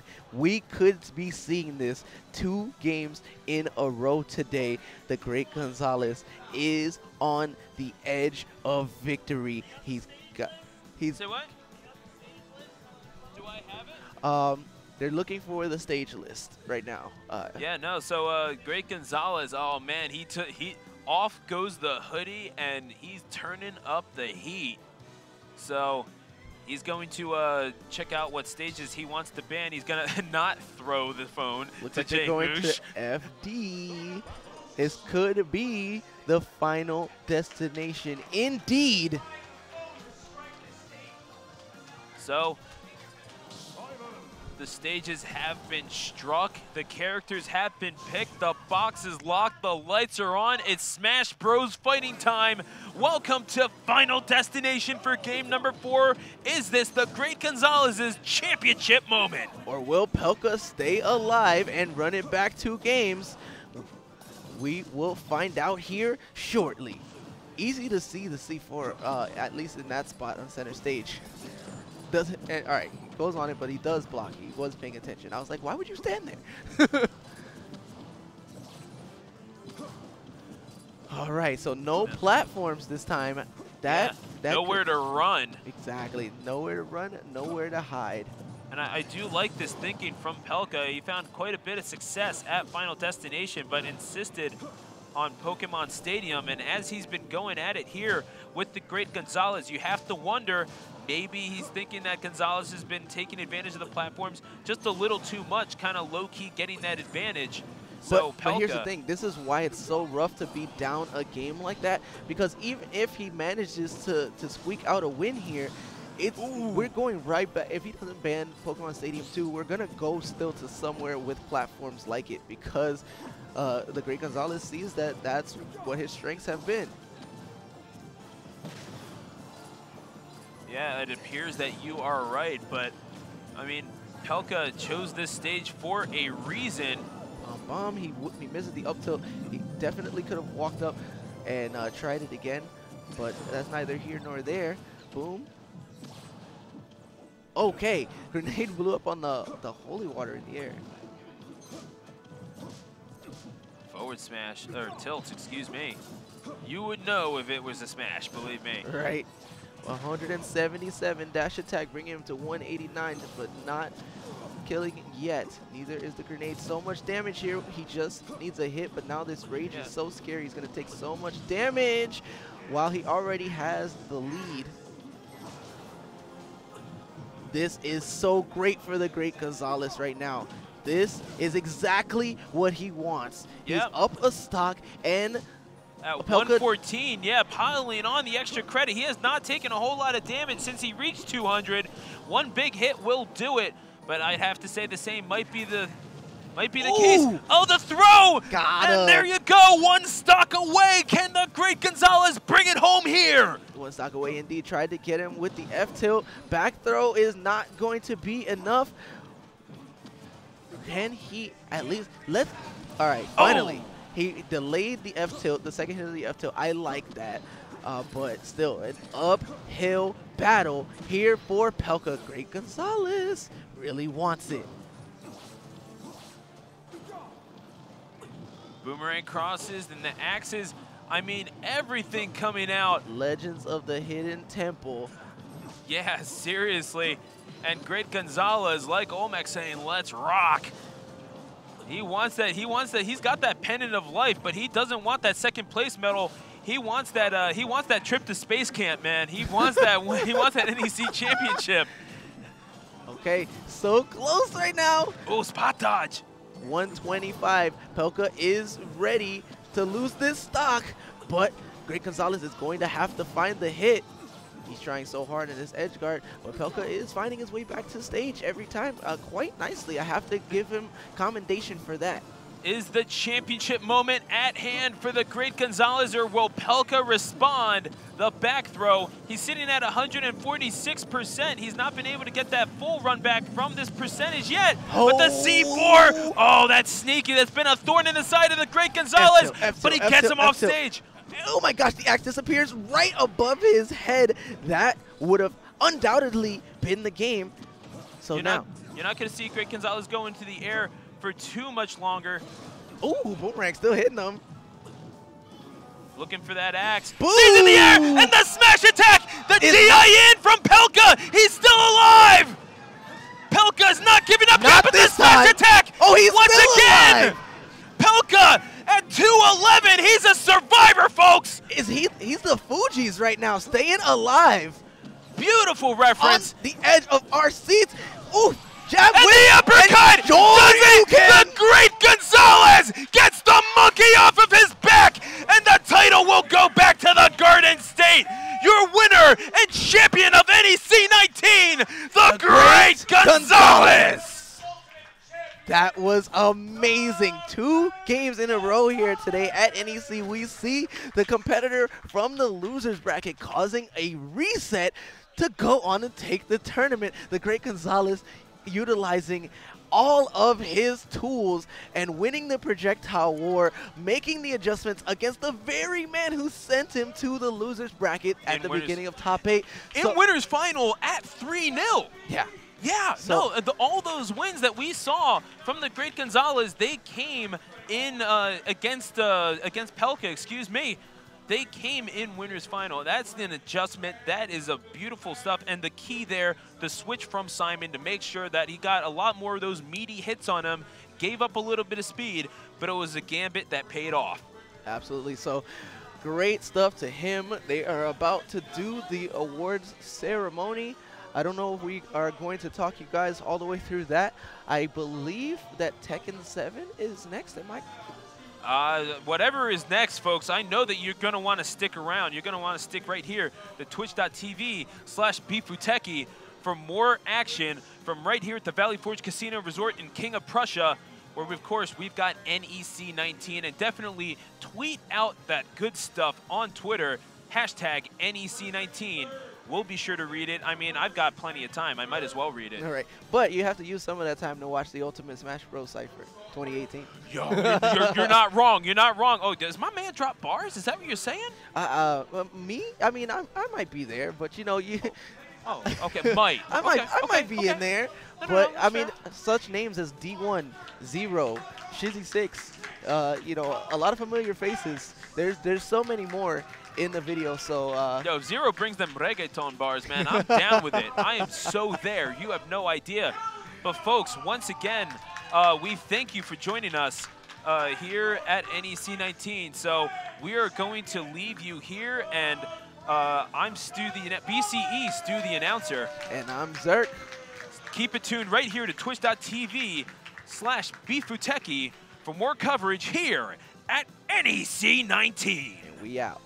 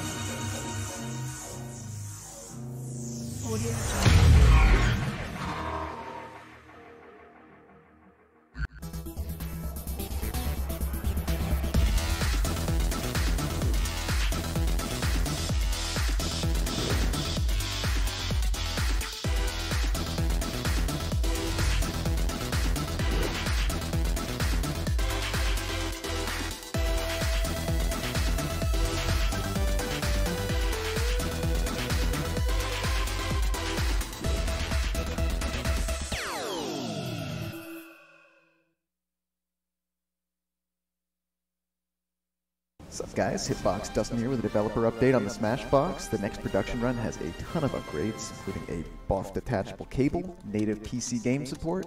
You can switch between multiple button layouts and customize each of them with our designer software. I'll also be coming with a brand new Smash Ultimate profile and button layout. Basically, it's a super controller. I'm loving it so far for Ultimate. You can find out more at hitboxarcade.com. Tweet us, email, or join our Discord. Lots of stuff going on. This is Hitbox Dustin. Hope you're all having fun with Smash Ultimate so far. I know I am.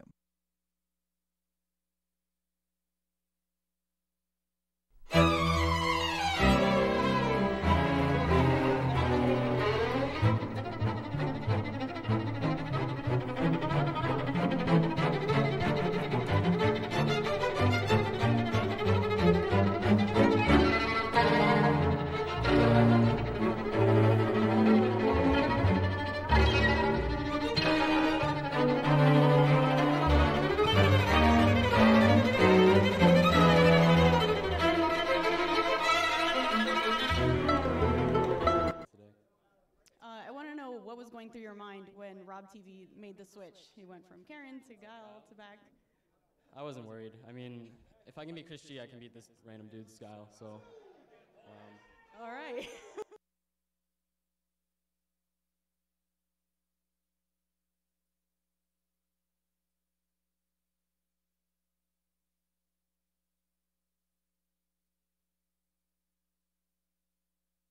Corner, very smart. Oh, it's good jab first trouble.